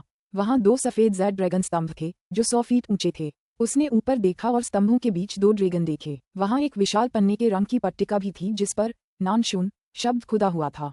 शी म्यू की उलझन के दौरान उसने इमारतों के समूह में एक लड़की की आकृति देखी जो अपनी टीम से निकलकर उसकी ओर उड़ रही थी। लड़की ने एक रंगीन गाउन पहना था जिससे उसके कंधे थोड़े से दिखाई दे रहे थे। उसकी खूबसूरती शब्दों से परे थी। उसमें कुछ ऐसा था जो उसे सबसे अलग बनाता था। वह शी म्यू के पास पहुंची और उसे बधाई दी। ऊपरी शिष्य, बाकी लोग बहुत देर से तुम्हारा इंतजार कर रहे हैं, कृपया मेरे साथ चलो। उसकी आवाज एकदम साफ थी, लगभग साफ पानी की तरह। हालांकि महिला ने शी म्यू की प्रतिक्रिया की प्रतीक्षा नहीं की और उसे मार्गदर्शन देने के लिए पीछे मुड़ गई। शी म्यू उसके पीछे पीछे स्तंभों वाले द्वार तक गया। वे एक घुमावदार जेड गलियारे और एक नक्काशीदार पुल से गुजरे। अंततः वह एक भव्य महल में पहुंचा। जैसे जैसे वह इस रास्ते पर आगे बढ़ रहा था, उसे बस जेड के शीशे दिखाई दे रहे थे और उसके कानों में बस मधुर गायन की ध्वनियां सुनाई दे रही थीं। उसके पास से गुजरने वाली परियां सुंदर और समृद्ध थीं। ऐसी सुंदरता निस्संदेह किसी को भी अचंभित कर देगी। महल बैंगनी बादलों से बनी बीमों से भव्य था। ऊपरी भाग सुनहरे जेड रत्नों से जड़ा हुआ था और उन पर छिपी हुई विभिन्न रंग बिरंगी पट्टिकाएं रंग बिरंगे सुनहरे रेशम से बुनी हुई थीं। यह इतना भव्य था कि उसका वर्णन करना असंभव था। महलों के बीच एक चौड़ा आयताकार तालाब था। तालाब के बीचों बीच 6 फुट चौड़ा पन्ना सा रास्ता बना हुआ था जो नाजुक कमल के फूलों से भरा हुआ था। तालाब के दोनों ओर 2 फुट ऊंची बैंगनी लकड़ी के 10 से ज्यादा जोड़े लगे थे। सोने का थाल फलों और पेय पदार्थों से भरा हुआ था। कुछ लोग या तो वस्त्र पहने बैठे थे या फिर एक दूसरे को धक्का देकर मित्रतापूर्ण तरीके से आपस में बातें कर रहे थे। महल की दीवार पर एक सजावटी जेडाइट रत्न जड़ा था जो मानव सिर के आकार का था। नीचे एक महंगी दिखने वाली सुनहरी स्क्रीन थी जिसके आधे हिस्से पर एक ऊंची तह थी और उस पर एक दूसरे से गूंथे हुए सुनहरे ड्रैगन के चित्र बने थे। पर्दे के सामने महल के बीचों बीच एक सिंहासन रखा था। सिंहासन के चारों ओर सुनहरे ड्रैगन की आकृति उकेरी गई थी। सिंहासन पर एक बैंगनी चेहरे वाला आदमी बैठा था। उसके चेहरे पर 3 सफेद दाढ़ियां थीं और उसने एक चोगा पहना हुआ था। जब महल में मौजूद लोगों ने शी म्यू को आते देखा तो वे तुरंत उठकर उनका अभिवादन करने लगे। वे बड़े ऋषि भाई शब्द चिल्ला रहे थे मानो वे उनसे परिचित हों और उनके पास बैठ गए। पहले तो शी म्यू को कुछ संदेह हुआ, लेकिन वर्तमान स्थिति को शांतिपूर्ण और उत्साहपूर्ण देखकर उन्होंने कुछ न कहने का निर्णय लिया। थोड़ी ही देर में लोग वाद्य यंत्र बजाते और गाते हुए दिखाई दिए। महल चारों ओर से मधुर ध्वनियों से घिरा हुआ था और 10 से ज्यादा खूबसूरत परियां हवा में नाच रही थीं। उनकी चालें बेहद खूबसूरत थीं और हर चाल बेहद सटीक थी। संपादक की टिप्पणी, यहाँ परी शब्द का तात्पर्य किसी स्वर्गीय अप्सरा से है, न कि यूरोपीय पौराणिक कथाओं के छोटे पंख वाले प्राणियों से। दूसरी परी शीघ्र ही शी म्यू के पास आई और उसे एक गिलास बढ़िया शराब पिलाई। फलों और मदिरा का स्वाद लेते हुए उसने प्रस्तुत नृत्य का भरपूर आनंद लिया। वह आनंद की अनुभूति से खुद को रोक नहीं पाया। जैसे जैसे उसकी दृष्टि धुंधली होती गई, उसे लगा जैसे वह समय और अपने आसपास की दुनिया को भूल गया हो। वह खुद को उससे दूर नहीं कर पा रहा था। समय बीतने लगा। शी म्यू ने वाइन पर एक नजर डाली और अपना सिर नीचे करके अपने होंठ भींच लिए। जैसे ही वह बढ़िया वाइन पीने वाला था, उसकी नजर अनजाने में उस पर पड़ गई। वह शराब की सतह पर एक धूसर धुंध देख सकता था, हालांकि उसके पीछे कोई मीनाकारी पेंटिंग या कोई जेड रत्न नहीं था। शी म्यू का दिल अचानक धड़क उठा और उसके मन में स्पष्टता की एक किरण कौंधी। एक पल में उसकी शराब की लत का नशा उतर गया। वह खड़ा हुआ और गुस्से में शराब का गिलास जमीन पर फेंक दिया। तुम कौन होते हो मुझसे झूठ बोलने वाले? कौन हिम्मत करेगा? जब शेम्यू का गुस्सा बाहर आया तो महल अचानक शांत हो गया और सबकी निगाहें शेम्यू पर इकट्ठी हो गईं। कई परियां तुरंत वहां आईं और शेम्यू को घेर लिया तथा उसे धीरे से सांत्वना देने की कोशिश करने लगीं। तुम नाराज क्यों हो? बैठो, हम मर्यादा न छोड़ें। कई अन्य परियां उसे मनाने के लिए आईं। आओ, बैठो, इतना सुंदर नजारा है तो इन फलों और शराब का आनंद क्यों नहीं लेते? अभी आओ, नाराज मत हो। जैसे ही शेम्यू ने उनकी आवाजें सुनी, उसके मन में अचानक एक धुंध छा गई। उसने खुद को नियंत्रित करने के लिए अपनी जीभ काट ली और अपनी आस्तीनें फड़फड़ाकर उन्हें दूर धकेल दिया। अब और नहीं खाना पीना। भव्य सिंहासन पर बैठे बूढ़े व्यक्ति ने ये देखा और क्रोध में चिल्लाते हुए अपनी हथेली शेम्यू की ओर बढ़ा दी। हवा में एक सुनहरी ताड़ की परछाई उभरी। वह भारी लहरों को चीरती हुई, असीम शक्ति से लदी हुई शेम्यू की ओर आ रही थी। शेम्यू अचंभित रह गया जब उसने देखा कि विशाल सुनहरा ताड़ का पेड़ परछाइयों को चीरता हुआ उसकी ओर आ रहा है। वहां मौजूद सारी आवाजें, दृश्य और परियां तुरंत धुंधली हो गईं और आंखों से ओझल हो गईं। यह कोई भ्रम नहीं था। कोई और वस्तु वहां मौजूद नहीं थी। सिर्फ पास आता हुआ विशाल ताड़ का पेड़ साफ दिखाई दे रहा था।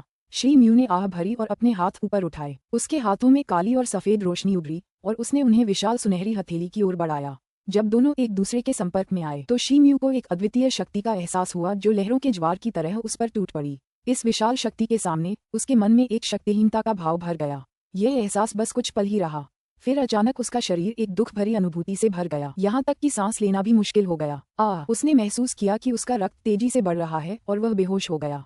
जब शेम्यू फिर से जागा तो उसने पाया कि उसके आसपास की हर चीज गायब हो चुकी थी। वह एक बार फिर धूसर दुनिया में लौट आया था। अभी क्या हुआ? क्या ये कोई भ्रम था? शेम्यू अपनी सांसों पर नियंत्रण नहीं रख पाया और बुदबुदाते हुए खुद से सवाल करने लगा। वह पलटा और अपने पैरों पर खड़ा हो गया और ध्यान से चारों ओर देखने लगा। परीलोक इतना वास्तविक और अत्यंत सुंदर था कि वह स्वयं को रोक नहीं सका। उस दौरान वह 7वें आसमान पर था।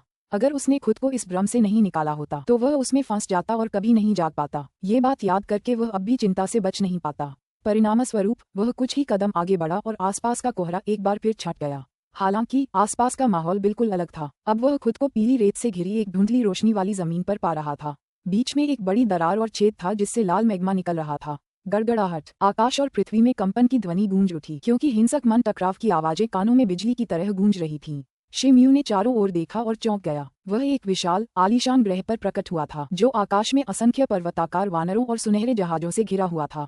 वे असंख्य विशालकाय अजगरों के बीच सबसे आगे विशाल स्वर्ण कवच के साथ भीषण युद्ध में खड़े थे।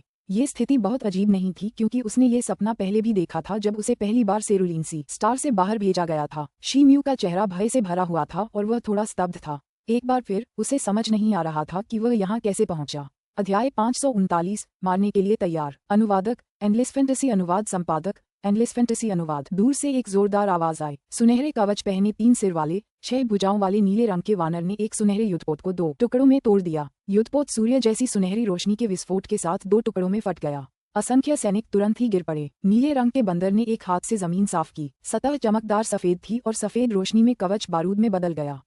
चीख तक नहीं सुनाई दी। दूर से घंटियां और नगाड़े बज रहे थे। तभी 3-4 और विशाल युद्धपोत पास आ रहे थे। युद्धपोतों से एक सुनहरा प्रकाश स्तंभ फूट पड़ा और नीले वानर की दिशा में तेजी से बढ़ा। इंद्रधनुष जैसी प्रकाश किरणें वानर के शरीर की सतह पर पड़ीं और फट गईं। जैसे ही प्रकाश एकत्रित हुआ, सोने के कवच की सतह पर बस एक हल्का सा सफेद निशान रह गया। हालांकि नीले रंग के बंदर के आसपास मौजूद लोग उतने भाग्यशाली नहीं थे। जैसे ही सुनहरी रोशनी की लहरें गिरीं, वे दर्द से कराह उठे। बंदर गुस्से से चीखा पर अचानक रुक गया, मानो उसे आभास हो कि कोई आ रहा है। उसके तीनों सिरों का बीच वाला हिस्सा अचानक पीछे की ओर मुड़ गया और उसकी नजर शेम्यू पर पड़ी, जो दूर से देख रहा था। शेम्यू के चेहरे के भाव एकदम बदल गए और उसका शरीर मानो आग के किसी गड्ढे में जल रहा हो, लपटों में जलने लगा। वह बोलना चाहता था लेकिन उसके मुंह से कोई शब्द नहीं निकला। बंदर के मध्य सिर ने अपना मुंह खोल दिया। शेम्यू को लगा जैसे उसके पूरे शरीर में उमड़ रही गर्मी की लहर अचानक शांत हो गई हो। उसे एहसास हुआ कि वह सुन नहीं पा रहा था कि सामने वाला उससे क्या कहना चाह रहा था। इससे पहले कि वह कोई अचानक हरकत कर पाता, नीले वानर का शरीर धुंधला हो गया। इतना ही नहीं, युद्धभूमि के साथ साथ उसके आसपास की अन्य युद्ध ध्वनियां भी धुंधली हो गईं। वह सदमे में था लेकिन वह अपना शरीर बिल्कुल भी नहीं हिला पा रहा था। पूरा स्थान तेज रोशनी की चकाचौंध से भर गया। जब रोशनी एक जगह पर पहुंची तो उसने खुद को एक बार फिर एक घने काले खालीपन में पाया। शून्य का हर कोना अंधेरा था और नीचे कोई अंत नहीं था। ऐसा लग रहा था जैसे वह नर्क के सबसे गहरे हिस्से में फंस गया हो, जिससे एक अजीब सा डर पैदा हो रहा था। हालांकि वह काला शून्य पूरी तरह से खाली नहीं था। जैसे ही शेम्यू ने अपने आसपास नजर घुमाई, उसे अपने पीछे थोड़ी ही दूर पर एक आकृति दिखाई दी। उसने देखा कि वह एक छोटा सा सफेद नीला बंदर था और उसके शरीर पर चोट और जख्म के निशान थे। हालांकि वह एक छोटा सा बच्चा था, लेकिन वह छोटा बंदर शीमू से लगभग 2 सिर लंबा था। उसके शरीर पर घाव इतना गहरा था कि खून के बहाव ने उसके सफेद बालों को लगभग पूरी तरह से लाल कर दिया था। शीम्यू ये देखकर हैरान रह गया कि उस जीव की आंखें निकाल ली गई थीं और 2 आंखों के गड्ढे खून से लथपथ रह गए थे। यह एक भयानक दृश्य था और इसे समझना मुश्किल था। मार मार मार, मेरा खजाना चुराने के लिए स्वर्ग के राजाओं को मार डालो। मार मार मार, मेरा खजाना चुराने के लिए परिवार के राजपरिवार को मार डालो। युवा वानर ने शीम्यू के अस्तित्व पर कोई प्रतिक्रिया नहीं दी, मानो उसे उसके बारे में कुछ भी पता न हो। वह झिझका नहीं और आगे की ओर मुंह करके लगातार अपनी बात दोहराता रहा। हर शब्द अंतहीन शिकायतों और गुस्से से भरा था। शीम्यू बंदर को देखकर उदास हो गया, लेकिन अंततः उसे अपने भीतर शांति की भावना बहाल करने में कुछ समय लगा। स्वर्ग के राजा, खजाना, उसकी भौहें तन गईं और वह उलझन में पड़ गया क्योंकि उसे याद नहीं था कि इन 2 शब्दों का क्या मतलब है। उसने चारों ओर देखा और उसे केवल अंधकार ही दिखाई दिया। शीम्यू ने अपनी भौहें सिकुड़ते हुए चुपचाप उस प्राणी से दूर चला गया। ये बहुत अजीब लग रहा था और शीम्यू अभी भी स्थिति को समझने की कोशिश कर रहा था। हालांकि छोटा सफेद बंदर बुरी तरह घायल था, लेकिन उसके शरीर की आभा शीम्यू से कहीं ज्यादा थी। उसके चारों ओर खून की भयानक गंध थी, जिससे वह काफी डरावना लग रहा था। हालांकि वह ज्यादा दूर नहीं था। एक अदृश्य शक्ति अचानक उसके सामने प्रकट हुई, जिसने शीम्यू को वहीं रोक दिया। शीम्यू की नजर अचानक धुंधली हो गई और उसका शरीर सामान्य से ज्यादा हल्का महसूस होने लगा। पलक झपकते ही शीम्यू अजीब तरह से उस युवा सफेद नीले बंदर के सामने फिर से प्रकट हो गया, ठीक वहीं जहां से उसने शुरुआत की थी। जैसे ही वह जानवर से दूर भागा, उसका चेहरा बदल गया। छोटा बंदर जुनूनी निगाहों से आगे देखता रहा और वही 2 वाक्य दोहराता रहा। ये देखकर कि उसे शीम्यू के अस्तित्व की कोई परवाह नहीं थी, शीम्यू ने राहत की सांस ली। शीम्यू की भौहें सिकुड़ गईं और उसने फिर इधर उधर देखा। थोड़ी देर बाद उसने दूसरी दिशा में चलने का फैसला किया। इस बार उसने जानबूझकर अपनी गति धीमी कर दी। नतीजा, 1 दर्जन से ज्यादा कदम चलने से पहले ही एक अदृश्य शक्ति ने उसे फिर से रोक दिया। शीम्यू ने आह भरी और अपने शरीर के चारों ओर लाल प्रकाश की किरणें बिखेरने लगा। इस शक्ति का प्रतिरोध करने की कोशिश कर रहा था। हालांकि उसके सामने खड़ी यह शक्ति एक बरगद के पेड़ की तरह थी, जो उसकी शक्ति को आसानी से निगल सकती थी। एक पल के लिए वह एक बार फिर युवा श्वेत नीले बंदर के पास वापस भेज दिया गया। क्या चल रहा है? शीम्यू कुछ चिंतित महसूस करने से खुद को नहीं रोक सका। हालांकि वह दृढ़ इच्छाशक्ति वाले थे और इस बाधा से पीछे नहीं हटे। अगले समय में वह अदृश्य शक्ति का प्रतिरोध करने या उससे बचने के लिए लगातार विभिन्न दिशाओं में जाने का प्रयास करता रहा। चाहे उसने कितनी भी बार कोशिश की, नतीजा हमेशा एक ही रहा। उसने अपने सामने फैले काले शून्य को देखा और उसकी भौहें सिकुड़ गईं। थोड़ी देर बाद वह पीछे मुड़ा और उस युवा सफेद नीले बंदर को देखा जो झिझकते हुए उसके पास आया था। अरे, तुम कौन हो? तुम यहाँ क्यों हो? काफी देर की हिचकिचाहट के बाद शीम्यू ने बंदर पर चिल्लाकर पूछा। युवा श्वेत नीले रंग का बंदर इस बात से अनभिज्ञ था कि शीम्यू उस पर चिल्ला रहा है और वह सामने की ओर मुंह करके वही 2 शब्द दोहराता रहा। शीम्यू ने निराशा में भौहें चढ़ाईं जैसे ही वह पास आया और चिल्लाया, क्या तुम बहरे हो? क्या तुम मुझे सुन नहीं सकते? ये जगह कहाँ है और तुम यहाँ क्यों फंसे हुए हो? छोटे सफेद बंदर ने अभी भी कोई जवाब नहीं दिया। ये बंदर जरूर बहरा होगा। क्या इसके कानों में कुछ गड़बड़ है? शीम्यू ने खुद से पूछा। वह युवा वानर के सामने खड़ा हो गया और उसकी नजरें उसके चेहरे पर बदली हुई अभिव्यक्ति के साथ सीधे जा टिकीं। आप, उसने अपना मुंह खोला, मानो जवाब देना चाहता हो। हालांकि उस जीव का चेहरा खून से सना हुआ और जख्मों से भरा था, फिर भी वह सफेद नीले रंग के वानरों के पूर्वजों जैसा ही लग रहा था। शीम्यू का दिल द्रवित हो गया जब उसे उस युवा सफेद नीले बंदर की याद आई जो पहले उसके सपनों में आया था। क्या आप सफेद नीले वानर के पूर्वज हैं? छोटे वानर की एक बार फिर कोई प्रतिक्रिया नहीं हुई। शीम्यू ने कुछ बार पलकें झपकाई मानो उसके मन में कोई योजना बन गई हो। काफी देर बाद उसने गहरी सांस ली और बंदर के पास गया। उसकी हथेली ने युवा श्वेत नीले बंदर के शरीर को छुआ और उसके शरीर में गहराई तक घुस गई, मानो वह हवा को छू रहा हो। ये तो एक मृग तृष्णा है। शीम्यू चौंक गया। उसके मन में पिछली बार जब उसने सेरुलियन सी स्टार को भेजा था तो वह कल्पना में खो गया था और सियान नीला बंदर से मिला था। क्या ये पूर्वजों की स्मृति का कोई निशान हो सकता है? शीम्यू ने युवा श्वेत नीले बंदर को देखते हुए खुद से पूछा। उसने तुरंत पुनः प्रयास किया और यह स्पष्ट हो गया कि वह युवा श्वेत नीला वानर वास्तव में एक मृग तृष्णा, एक प्रेत मात्र था। यह मृग तृष्णा इतनी वास्तविक लग रही थी कि इससे एक ऐसी हिंसक आभा निकल रही थी जो किसी वास्तविक व्यक्ति से अलग नहीं लग रही थी। शीम्यू साफ तौर पर एक चाल में फंस गया था। हालांकि नीले नीले रंग के वानर और युवा सफेद वानर के बीच संवाद करना लगभग पूरी तरह से असंभव था। शीम्यू ने अनगिनत बार कोशिश की, फिर भी कोई प्रतिक्रिया नहीं मिली। शीम्यू कड़वी मुस्कान के बिना नहीं रह सका। उसकी नजरें एक बार फिर घने काले शून्य के आसपास के क्षेत्र पर घूम गईं। वह एक भ्रम में फंसा हुआ था, इसलिए समय का उसका अंदाजा ठीक से नहीं था। हालांकि एक मोटे अनुमान के अनुसार वह शायद 7-8 दिनों से यहाँ फंसा हुआ था और अभी भी इस जाल से निकलने की उसकी कोई योजना नहीं थी। उन्होंने शुरू में सोचा था कि युवा सफेद नीले रंग का बंदर इस रहस्य का एक महत्वपूर्ण सुराग देगा, लेकिन ये सब व्यर्थ था। वह कुछ देर तक चुप रहा और बैठने तथा आंखें बंद करने के लिए जगह ढूंढने लगा। काले शून्य में केवल युवा वानर की आवाज गूंज रही थी। काफी देर बाद शिम्यू अचानक खड़ा हो गया। मुझे यकीन नहीं हो रहा कि मैं यहाँ से जा पाऊंगा, शिम्यू ने जोर से कहा और उसके जलते हुए पंख उसकी पीठ पर प्रकट हो गए। उसका पूरा शरीर लाल रोशनी की किरण की तरह उड़कर दूर चला गया। उसने कभी भी अपनी तीव्र गति पर भरोसा करके भागने की कोशिश नहीं की थी, लेकिन इस बार शायद ये काम कर जाए। मन में ऐसा दृढ़ निश्चय लिए वह तेज गति से आगे बढ़ा। 10 फीट से भी ज्यादा दूर वह अदृश्य शक्ति फिर प्रकट हो गई थी। पलक झपकते ही उसने एक बार फिर शिम्यू को पूरी तरह से ढक लिया था। शिम्यू की आंखें चमक उठीं और एक बार फिर वह युवा सफेद नीले बंदर के शरीर के बगल में प्रकट हुआ। वह फिर से उड़ने की कोशिश करने लगा। 3 महीने जल्दी ही बीत गए। इस दौरान शिम्यू ने उस अदृश्य शक्ति से छुटकारा पाने के लिए अपनी पूरी ताकत लगा दी थी और तरह तरह के उपाय भी किए थे, लेकिन चाहे कितनी भी कोशिश की जाए कोई फायदा नहीं हुआ।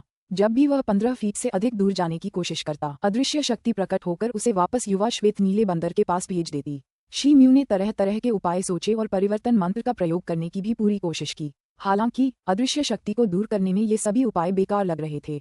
3 महीने की कड़ी मेहनत के बाद शिम्यू का धैर्य धीरे धीरे अपनी सीमा तक पहुंच गया था। धत तेरी की, उसने अपने सामने के शून्य को देखा और उसकी अभिव्यक्ति चिंताग्रस्त थी। वह क्रोध में जोर से चिल्लाया, मार मार मार, मेरा खजाना चुराने के लिए परिवार के राजपरिवार को मार डालो। शून्य में उस युवा श्वेत नीले बंदर की आवाज गूंज उठी, जिस आवाज ने उसे पहले डरा दिया था, अब वह उसे और भी ज्यादा परेशान कर रही थी। हमेशा यही 2 वाक्य, तुम नाराज नहीं होगे पर मैं। शिम्यू ने चिढ़कर बंदर की तरफ देखा और अधीरता से कहा। हालांकि अपने मन में आए आधे शब्दों को कहने के बाद उसकी आंखें चमक उठीं, मानो उसे अचानक कुछ याद आ गया हो। शिम्यू का शरीर थोड़ा डगमगाया और वह उस युवा श्वेत नीले बंदर के सामने प्रकट हुआ। उसने उसे 3 बार प्रणाम किया और अपनी हथेली ऊपर उठाई। श्वेत नीले रंग के वानर पूर्वज, मैं शिष्य शिम्यू आपकी वसीयत का उत्तराधिकारी बनने की शपथ लेता हूँ। मेरी साधना पूरी होते ही मैं स्वर्ग के राजाओं का वध करके आपकी वसीयत पूरी करूंगा और बिना किसी पछतावे के आपका खजाना वापस ले लूंगा, शिम्यू ने ऊंची आवाज में कहा। जैसे ही शिम्यू ने यह बात कही, युवा वानर ने वही 2 पंक्तियां दोहराना बंद कर दिया। उसने अपना सिर उठाया और हंस पड़ा। उसकी हंसी राहत की सांस के साथ सहज थी। शिम्यू बहुत खुश हुआ और उसे पता था कि उसने जो किया वह सही था। युवा श्वेत नीला वानर 3 बार खिलखिलाकर हंसा। जैसे ही उसका शरीर अचानक एक रक्तिम ज्वाला से प्रज्वलित हुआ, वह तुरंत एक रक्तिम ज्योति में बदल गया और शिम्यू के ज्ञान सागर में विलीन हो गया। रक्त की रोशनी बिजली की तरह इतनी तेज थी कि शिम्यू उस पर प्रतिक्रिया करने में असमर्थ था। अध्याय 540 क्रोध। अनुवादक एंडलेस फैंटेसी अनुवाद संपादक एंडलेस फैंटेसी अनुवाद। जैसे ही रक्त लाल प्रकाश शिम्यू के ज्ञान सागर में प्रवेश किया, वह तुरंत 2 भागों में विभाजित हो गया। एक रक्त लाल किरण शिम्यू के शरीर से नीचे की ओर दौड़ी और तेजी से आकाश कंपायमान स्टाफ में गायब हो गई। आकाश को हिला देने वाले कर्मचारी की सतह चमकदार सुनहरी चमकने लगी और कर्मचारी के चारों ओर अनगिनत रक्त आकर्षण रून उभर आए। ये ब्लड सील रून है। शिम्यू स्वयं एक जादू टोना करने वाले गुरु थे। पिछले कुछ वर्षों से किंगलान की पवित्र भूमि में रहने के दौरान उन्होंने भी कुछ रूनों को, चाहे जानबूझकर या अनजाने में, छुआ था। इस प्रकार उन्होंने इनमें से कुछ रक्तमय रूनों को पहचान लिया। ये रून प्राचीन काल में इस्तेमाल की जाने वाली एक गुप्त रक्त तकनीक थी। अनगिनत रक्त कण तेजी से आकाश में समाहित हो गए और शिम्यू को तुरंत महसूस हुआ कि आकाश कंपायमान कर्मचारियों के साथ उसका संबंध और भी गहरा हो गया है। परिणाम से उसका हृदय अत्यंत प्रसन्न हुआ। रक्त लाल प्रकाश की एक और किरण निकली, लेकिन वह उसके ज्ञान सागर में ही रह गई। अचानक वह फूट पड़ी और अनगिनत अक्षरों और शब्दों में बदल गई। हालांकि इस बार पाठ रक्त रून का नहीं था, बल्कि कुछ प्राचीन लिपियों का था, जो एक रहस्यमय आकर्षण मंत्र का गठन करता था। ये शब्द ज्यादा देर तक नहीं रहे। जितनी जल्दी वे प्रकट हुए थे, उतनी ही जल्दी बिना कोई निशान छोड़े गायब भी हो गए। शिम्यू उसे देखता रहा। वह नजारा देखकर हैरान भी था और अपने ज्ञान के सागर को खंगालने के लिए उत्साहित भी। तभी शिम्यू के चारों ओर का काला शून्य अचानक तेजी से हिला और बिखर गया। शिम्यू की आंखों में एक तेज रोशनी भर गई। उसे अपनी आंखें खोलकर ये देखने में दिक्कत हो रही थी कि उसके सामने क्या हो रहा है। थोड़ी देर बाद शिम्यू की नींद खुली और वह पलटा। जैसे ही उसने आंखें खोलीं, उसका चेहरा खुशी से भर गया। वह पहले ही भ्रम को तोड़कर वास्तविकता में वापस गुफा में लौट आया था। इस बीच मृत आत्माओं की दुनिया में एक ऊंचाई पर आकाश में एक रक्त लाल पूर्णिमा लटक रही थी। उसने अपनी ठंडी लाल रोशनी नीचे जमीन पर बिखेर दी। चोटी के ऊपर आसमान में चांदी के कवच वाली एक दुबली पतली आकृति सीटी बजाती पहाड़ी हवा का सामना कर रही थी। वह सीधी खड़ी थी। उसके पीछे एक सफेद लबादा लहरा रहा था, जो हवा में लहरा रहा था। पहाड़ से आती हवा उसके काले बालों में बह रही थी, जिससे उसका मनमोहक चेहरा दिखाई दे रहा था। उसकी भौहों के बीच कमल जैसा एक बहुत ही मनमोहक काला आध्यात्मिक चिन्ह था। जितना ज्यादा कोई उसे देखता, वह उतनी ही सुंदर लगती। ये खूबसूरत महिला कोई और नहीं बल्कि यान लुओ थी। उसकी आंखें रात की तरह ठंडी थीं, जो पहाड़ की ढलान पर घने बादलों को चीरती हुई सीधे आकाश के नीचे फैले विशाल मैदान पर जा रही थीं। चांदनी में रक्त लाल रंग में रंगे मैदान में 2 मरे हुए सेनाएं एक दूसरे पर आक्रमण कर रही थीं तथा एक दूसरे को मारने के लिए आगे बढ़ रही थीं। उनमें 2 हटे कट्टे जनरल थे। एक काला था और दूसरा गोरा। एक लंबा था और दूसरा नाटा। काले कंकाल के धड़ और अंगों पर काले कवच का आवरण चढ़ा हुआ था। उसकी उभरी हुई हड्डियां रोशनी में चमक रही थीं। यह कोई और नहीं बल्कि वो ये था जिसे यान लुओ ने पुनर्जीवित किया था। उसने एक लंबा काला चाकू पकड़ा और हाथापाई में आगे पीछे हिलाया। पलक झपकते ही चाकू कई टुकड़ों में कट गया। वह पारदर्शी सफेद कंकाल कोई और नहीं बल्कि बीलिंग ही था। उसे धूल में मिला दिया गया था, लेकिन फिर भी यान लुओ ने किसी तरह उसे जिंदा कर दिया। बीलिंग के हाथ में 2 क्रिस्टल हड्डी के चाकू थे। ये चाकू डरावने, अनियमित और युद्ध के मैदान में हर जगह लगातार चमक रहे थे। उसके शरीर के प्रत्येक झटके से एक मृत प्राणी की खोपड़ी नष्ट हो जाती थी और आत्मा की अग्नि भी नष्ट हो जाती थी। दोनों सेनापतियों के अलावा 1 दर्जन क्रिस्टल और सोने के कंकाल सबसे आगे चल रहे थे। उनके शरीर से एक तेज आभा निकल रही थी, लेकिन उनके क्षेत्र मध्य पृथ्वी के स्तर से ज्यादा ऊंचे नहीं थे। इनमें से लगभग 1 दर्जन कंकाल लगभग 100 अन्य जानवरों के साथ थे। इनमें बाघ और तेंदुए के साथ साथ कई विशालकाय जानवर भी थे। उनकी चीं भी साधना की प्रारंभिक अवस्था में थी। वहां हजारों श्वेत सैनिक भी थे जो अपने हाथों में हड्डी के भाले लिए हुए थे और समान गति से मार्च कर रहे थे, जिससे एक जबरदस्त छाप छोड़ रहे थे। इन 2 मरे हुए सेनाओं के बीच संघर्ष के परिणामस्वरूप एक बहुत बड़ा टकराव हुआ। वहां एक विशालकाय हरा ज़ॉम्बी था जिसकी ऊंचाई 10 फीट से भी ज्यादा थी। उसकी आंखें तांबे की घंटियों जैसी थीं और उसके होठों के कोने बाहर की ओर मुड़े हुए थे। उसके 2 सफेद नुकीले दांत थे और उसके हाथों में एक काला भेड़िया था। उसके विशाल डंडे के एक झटके से दर्जनों कंकाल सैनिक चकनाचूर हो गए। इसके पीछे हजारों की संख्या में मरे हुए शव पड़े थे, जिनमें विशालकाय बाघ जैसे जानवर भी शामिल थे। बिना किसी अपवाद के वे सभी सड़ती हुई लाशें थीं। उनके मुंह से हरा मवाद निकल रहा था, जिसकी भयानक गंध से हवा दूषित हो रही थी। जैसे ही दोनों पक्ष आपस में टकराए, गतिरोध की स्थिति आ गई। अनगिनत कंकाल सैनिक चूर्ण चूर्ण हो गए और अनगिनत लाशें टुकड़ों में बिखर गईं। विशाल शिखर पर खड़ी यान लुओ अपनी आंखों में किसी भी भावना के बिना अपने सामने हो रहे नरसंहार को उदासीनता से देख रही थी। अचानक उसे अपने दिल में कुछ तीव्र अनुभूति हुई। उसके मन में रुक रुक कर कई तस्वीरें उभर रही थीं। भव्य महल थे और बेमिसाल मुस्कुराहटों या गुस्से के साथ भीषण युद्ध भी। आखिरकार उसके मन में बस खून के निशानों की एक श्रृंखला ही बची थी जो चमकती हुई गुजर रही थी। यान लुओ ने अपना एक हाथ अपनी छाती पर रखते हुए खर्राटे लिए। काफी देर बाद उसने मुठियां भींचकर अपना सिर ऊपर उठाया। दांत पीसते हुए गुस्से में चिल्लाने लगी, स्वर्ग के राजा। उन शब्दों पर यान लुओ का शरीर अचानक झटका खा गया और उसके दिल में एक अदम्य क्रोध दौड़ गया। वह आगे बढ़ी और चट्टान की तरह सीधे चट्टान से नीचे गिर पड़ी। टकराना। यान लुओ का शरीर दुबला पतला लग रहा था। वह जमीन से सैकड़ों फीट ऊपर चोटी से कूद रही थी और उतरते समय उसने अपने घुटने मोड़ लिए थे। जहां वह गिरी वहां एक गोलाकार गड्ढा बन गया और धुएं तथा हवा के तेज झोंकों ने अचानक आसपास के सैनिकों को हवा में उड़ा दिया। दोनों महान सैन्य बल आश्चर्यचकित हो गए और एक साथ एक दूसरे की ओर देखने लगे। विशाल गड्ढा चांदी की रोशनी से भर गया और एक आकृति हवा में उभरी और राक्षसी सेना पर टूट पड़ी। बीलिंग काले कवच वाले जनरल की ओर मुड़ा और फिर चांदी की रोशनी की ओर देखा। उनकी आंखों में आत्मा खुशी से उछल रही थी। जब रोशनी लाशों की सेना तक पहुंची तो वह मानो चांदी की गोली की तरह थी। वह सैकड़ों सड़ते हुए शवों को साफ साफ चीरती हुई निकल गई और हर एक में आधा मीटर चौड़ा छेद कर गई। फौरन ही मरे हुए लोगों की सेना में हड़कंप मच गया। एक विशालकाय गैंडा निकला जिसका शरीर खाकी रंग की चमक से चमक रहा था। वह पूरी रफ्तार से चांदी की रोशनी की ओर बेतहाशा दौड़ा। चांदी की रोशनी ने उसे चकमा देने की जरा भी कोशिश नहीं की। वह अचानक मुड़ी और सीधे एक सींग वाले विशालकाय गैंडे की ओर उड़ चली। भिनभिनाहट, भिनभिनाहट, भिनभिनाहट। धीमी आवाजों का सिलसिला शुरू हुआ और जानवर का हरा खून जमीन पर बरस पड़ा। तेज सफेद सींग टूटकर जमीन पर गिर पड़ा। फिर एक विशाल सींग वाले गैंडे का विशालकाय शरीर भी गिरा, जिसके माथे पर एक बड़ा खूनी छेद था। गैंडे के नीचे गिर जाने से चांदी की रोशनी फीकी पड़ गई और यान लुओ द्वारा मजबूती से पकड़े गए क्रिस्टल भाले का आभास दिखाई देने लगा। ज़ोंबी बंदर, जो 3 सिर वाले कंकाल से लड़ रहा था, ने अपना सिर घुमाया और यान लुओ पर चिल्लाया। उसके मुंह से खून एक मोटी काली धुंध की तरह बाहर निकलने लगा, जो यान लुओ पर एक सर्पिल भंवर की तरह प्रहार कर रहा था। जहां भी काली धुंध गुजरी, सैनिक मारे गए और धूल में बदल गए। बड़ी संख्या में विशाल मरे हुए जानवर भी ढेर हो गए। उनके शरीर जमीन पर गिरकर बिखर गए। यान लुओ ने ये दृश्य देखा और उसके खूबसूरत चेहरे पर एक ठंडा भाव उभर आया। उसके दिल में गुस्सा अभी भी धधक रहा था। उसके हाथों में हड्डी का भाला लहरा रहा था और नाच रहा था, मानो हवा में चांदी की रोशनी का एक घेरा बना रहा हो। वह उसके शरीर पर कफन की तरह लिपटा हुआ था। काला भंवर तेजी से आया और चमकते अवरोध से हिंसक रूप से टकराया। ऐसा प्रतीत होता है कि धुंधला सा अवरोध एक क्षण के लिए विकृत हो गया, फिर बिना किसी हलचल के स्थिर हो गया। यान लुओ ने घुरघुराहट भरी और अपनी गति बढ़ा दी। हड्डी का भाला हाथ में लिए वह किरण की तरह उड़ी। पलक झपकते ही वह दांतेदार ज़ॉम्बी बंदर के ठीक सामने आ गई। बंदर सदमे से कांप उठा। अचानक वह एक घने काले कोहरे में फट पड़ा और यान लुओ पर एक काला भाला चला दिया। यान लुओ की गति तुरंत दोगुनी हो गई। उसके हाथ में हड्डी का भाला चांदी की रोशनी से चमक उठा और सीधे ज़ॉम्बी बंदर में जा लगा। ज़ॉम्बी बंदर ने एक दर्दनाक चीख मारी और उसकी गर्दन पर खून जैसी लाल रोशनी दिखाई दी। फिर अचानक उसका पूरा सिर फट गया और तेज बारिश की तरह हरा रस बिखर गया। ज़ॉम्बी बंदर को मारने के बाद यान लुओ पीछे नहीं हटा, बल्कि सीधे मरे हुए सेना के पीछे भाग गया। यद्यपि वानर गिर गया, परंतु युद्ध भूमि में हजारों लाशें आपस में टकरा रही थीं। अभी भी उस बीच में वो ये युद्ध देख रहा था और उसके पैरों के नीचे काली रोशनी दिखाई दी। धुंधली सी स्थिति में वह पल भर में यान लुओ की तरफ उड़ गया। बी लिंक के शरीर से निकलने वाली तेज रोशनी भी धीरे धीरे गायब हो गई थी। यहाँ तक कि जब मरे हुए लोगों की सेना उसकी ओर दौड़ी तब भी यान लुओ के चेहरे पर भय या आतंक का कोई निशान नहीं था।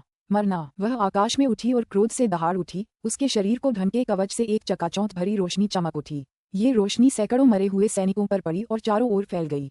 चांदी की रोशनी के लगभग पारदर्शी विस्फोट के साथ उसकी आंतरिक क्यूई और आभामंडल में वृद्धि हुई और वह तेजी से फैल गया। अचानक चारों ओर से एक अकथनीय दबाव उमड़ पड़ा। वो ये तेजी से आगे बढ़ रहा था, लेकिन दबाव महसूस होने पर वह वहीं रुक गया। उसके कुछ ही पीछे लहरें आपस में टकराने लगीं और बी लिंक की आकृति धीरे धीरे उभरी। जैसे ही चांदी की रोशनी मरे हुए लोगों की सेनाओं के बीच से गुजरी, उनकी आंखों में आत्मा की आग फीकी पड़ गई और वे धूल में मिल गए और बिखर गए। हालांकि दूरी में अधिक मरे हुए सैनिक अंतहीन ज्वार की तरह यान लुओ की ओर दौड़ रहे थे। एक क्षण के लिए यान लुओ को मरे हुए लोगों के एक समूह ने घेर लिया और उसे बीच में दबा लिया।